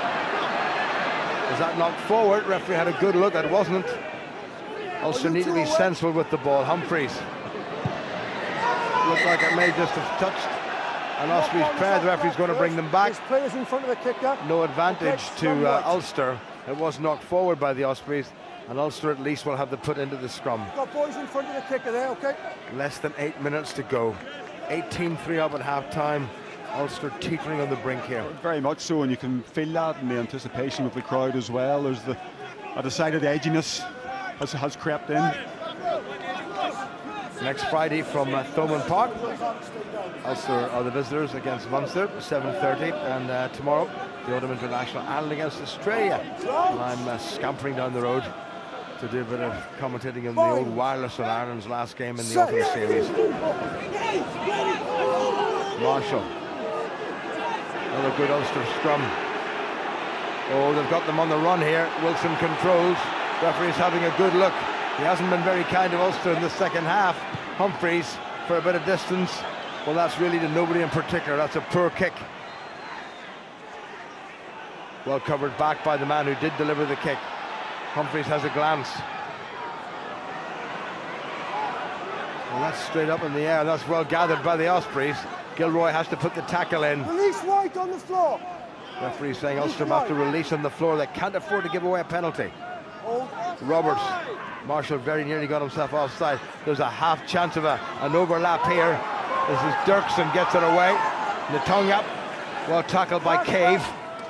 Ospreys on the front foot, looking confident. Davis is through, very close to getting through. Good covering tackle there by Declan Fitzpatrick, who did well. Little chip kick through. Down goes Ludick. Backwards. Referee's having a good look. Again, Ulster don't want to give away a penalty here. This would be catastrophic. Chance to the narrow side. Ulster managed to lose it, and Martin Roberts, who's played an outstanding game at scrum half, he's been my man of the match, to be quite honest. Ulster are really on the ropes here, and only clever thinking by Franco van der Merwe, just covering that blind side. But my goodness, Martin Roberts, he's just dominated the second half. Again, a lovely threaded kick through. Good competition on the ground, but watch the way they commit here. Stay on their feet, pump the legs, drive over, and Roberts in at the back, and all Ulster break inside. And my goodness, if van der Merwe just hadn't looked down the blind side, Jim, Roberts would have been in quite comfortably. 5 minutes to go. Taken in by the man who made the tackle, van der Merwe. Nick Williams is holding. Well, he's not going to rumble the length of the field from there. Now Marshall has it, he's got to get it away, and he does get it away. No touch. Here comes Baker. A lot of missed chances by Ulster, still there for the Ospreys. Some of the replacements lining up. Reedy, who's had a quiet second half, very nearly got himself offside. Referee is looking at that breakdown. Ulster cannot afford to give away a penalty. Lloyd Pears, the Ospreys skipper, who must be so proud of the second half his team have produced. Roberts again. Sam Davis popped up to Sam Lewis. Ulster get the penalty for a bit of crossing. Calm down, well, thank you. Like him or agree with him or not, Neil Hennessy has been very consistent. I have to say, he's got most of the calls right for me tonight, and he has been consistent, and that's all you can ask for. That was maybe a little bit more clear-cut than the Ulster one, but again, very obvious, and he was happy to go to his mouth with the whistle. Humphreys with a good strike. Just over 4 minutes remaining, 2 points between them. Ulster where they want to be, both in terms of the position on the park and on that scoreboard. But it could have been so different. Herring. Van der Merwe takes it well. There's that Ulster drive. Van der Merwe brought to the ground, but the Ulster pack are just walking over their second row forward. And they're still moving. Ulster with the ball in the middle of all that summer. They're still going forward. Just a few metres to go. Now, can they make it all the way? I don't think they can. It's gone to deck. Marshall. McCluskey. Marshall again. Van der Merwe will just ease that big frame to the ground and set it up. Taken on by Declan Fitzpatrick. Picked up by Nick Williams.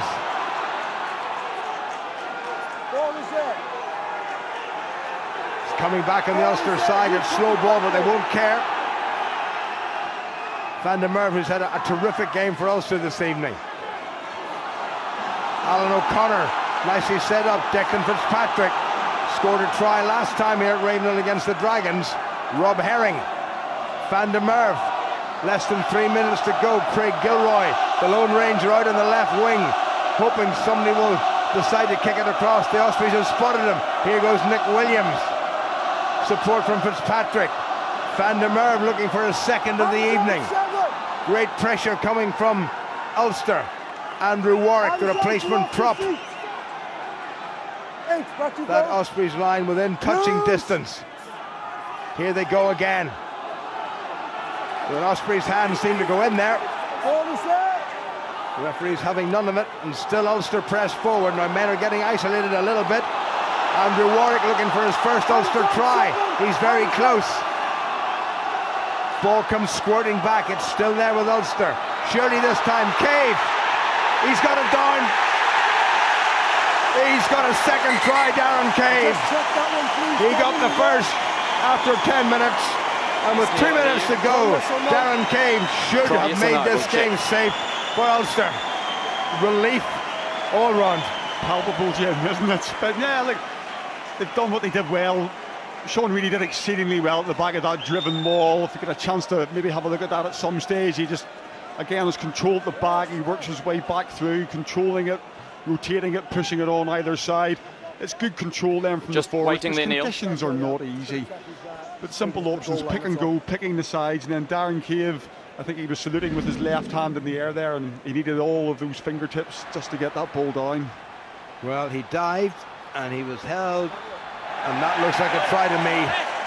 Just blocking the goal. Neil Hennessy, who gave Cave's first try, and the try by Franco van der Merwe without consultation, has decided, because of the importance of this one, Kevin, to go upstairs. Can't see any problem with that, can you? No, there's no doubt with that. It's a two-handed placement on the line and just over, and you know, well played, Darren Cave. Right place, right time. And it's been given.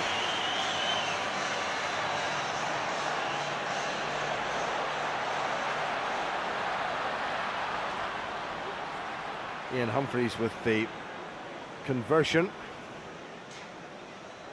to give Ulster a 9-point lead. The Ospreys thought he'd made a movement, but he was only just replacing a divot.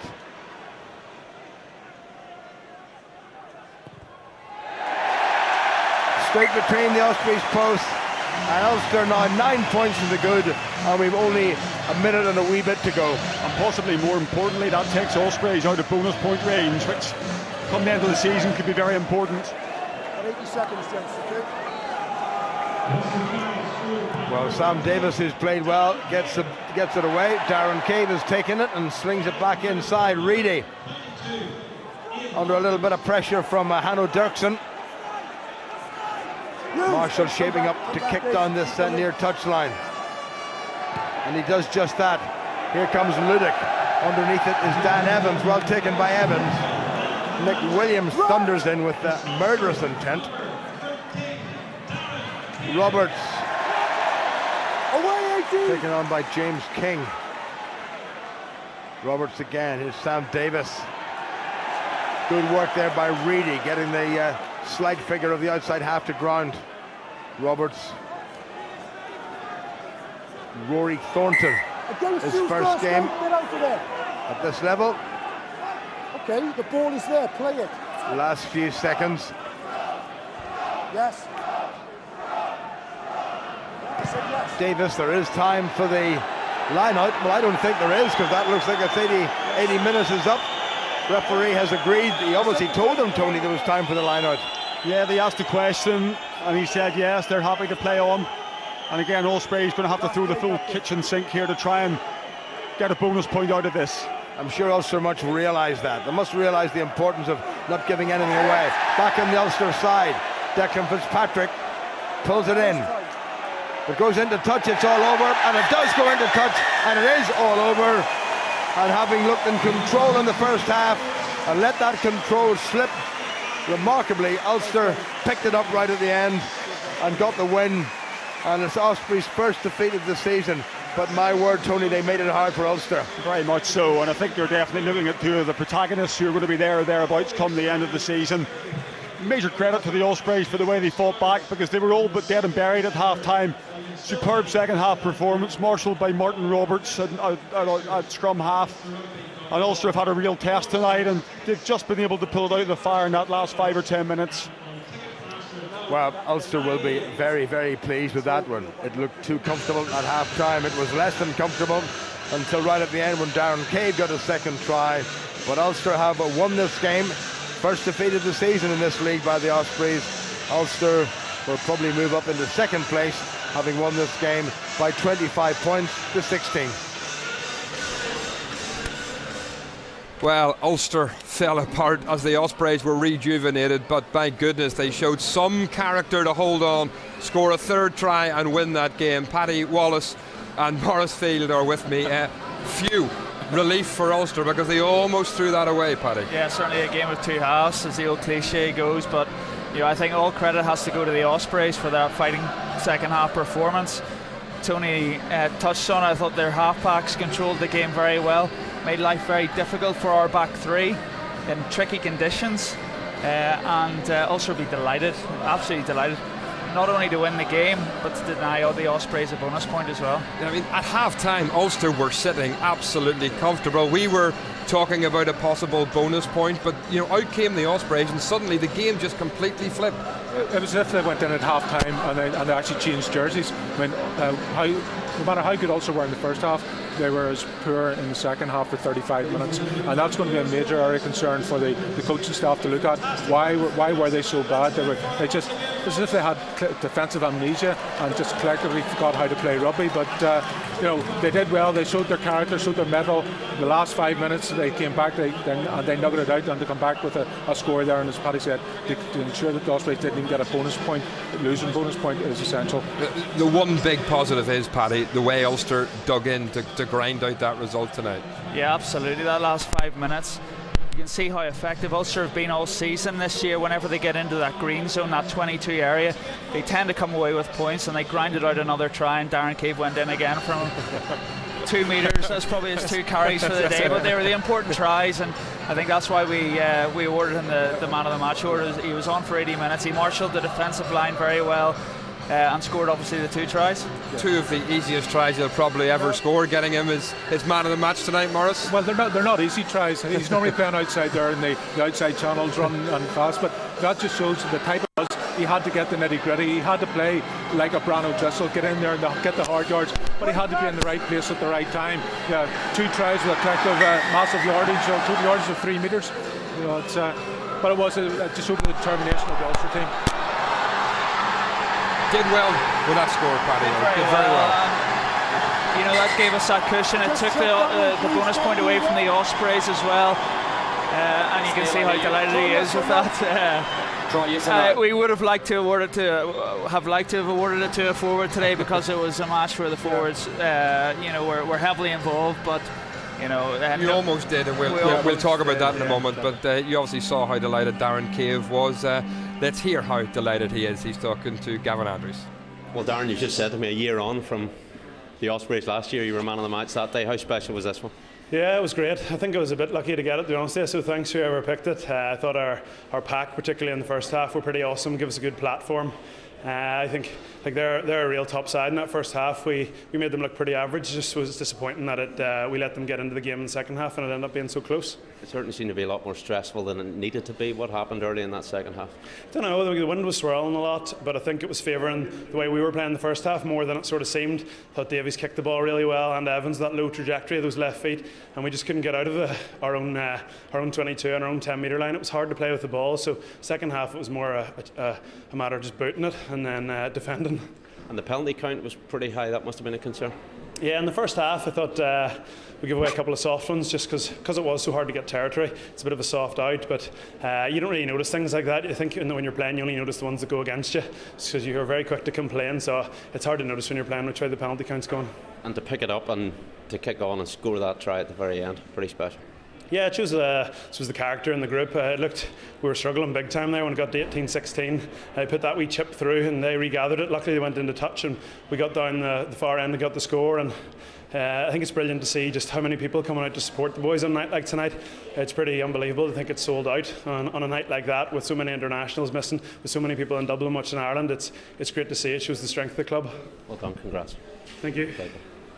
Good to hear the big crowd played their part tonight, but the Ospreys came out fired up from the second half and they capitalised on Ulster errors, which led to their first score. Yeah, certainly ill discipline from the Ulster team in the start of that second half. Started here with this, Craig probably could have offloaded it there, he held on, and to be fair to the Ospreys, they jackled very well for that ball and won the penalty.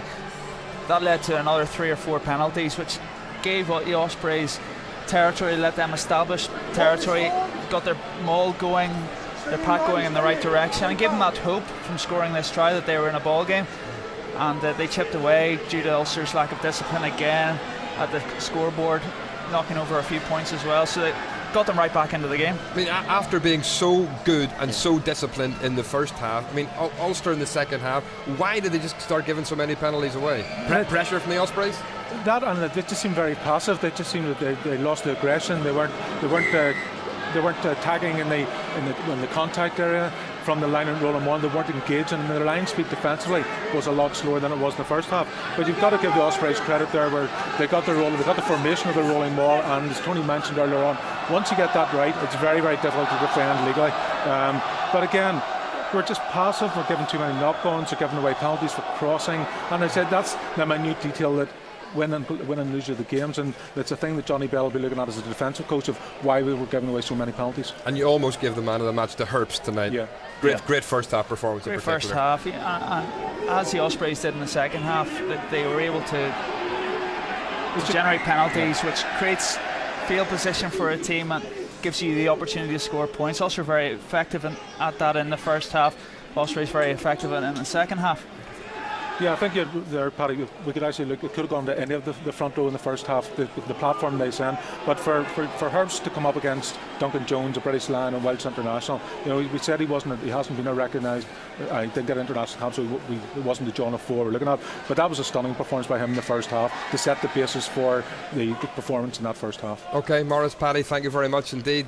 Next up for Ulster is an Irish derby. It's Munster next week. You'll be able to see that game live on BBC Two. This week, the Ulster coach Neil Doak is picking our end music. It's Alive by Chase and Status, and that's what Ulster certainly are after another win tonight. From all of us here, bye bye.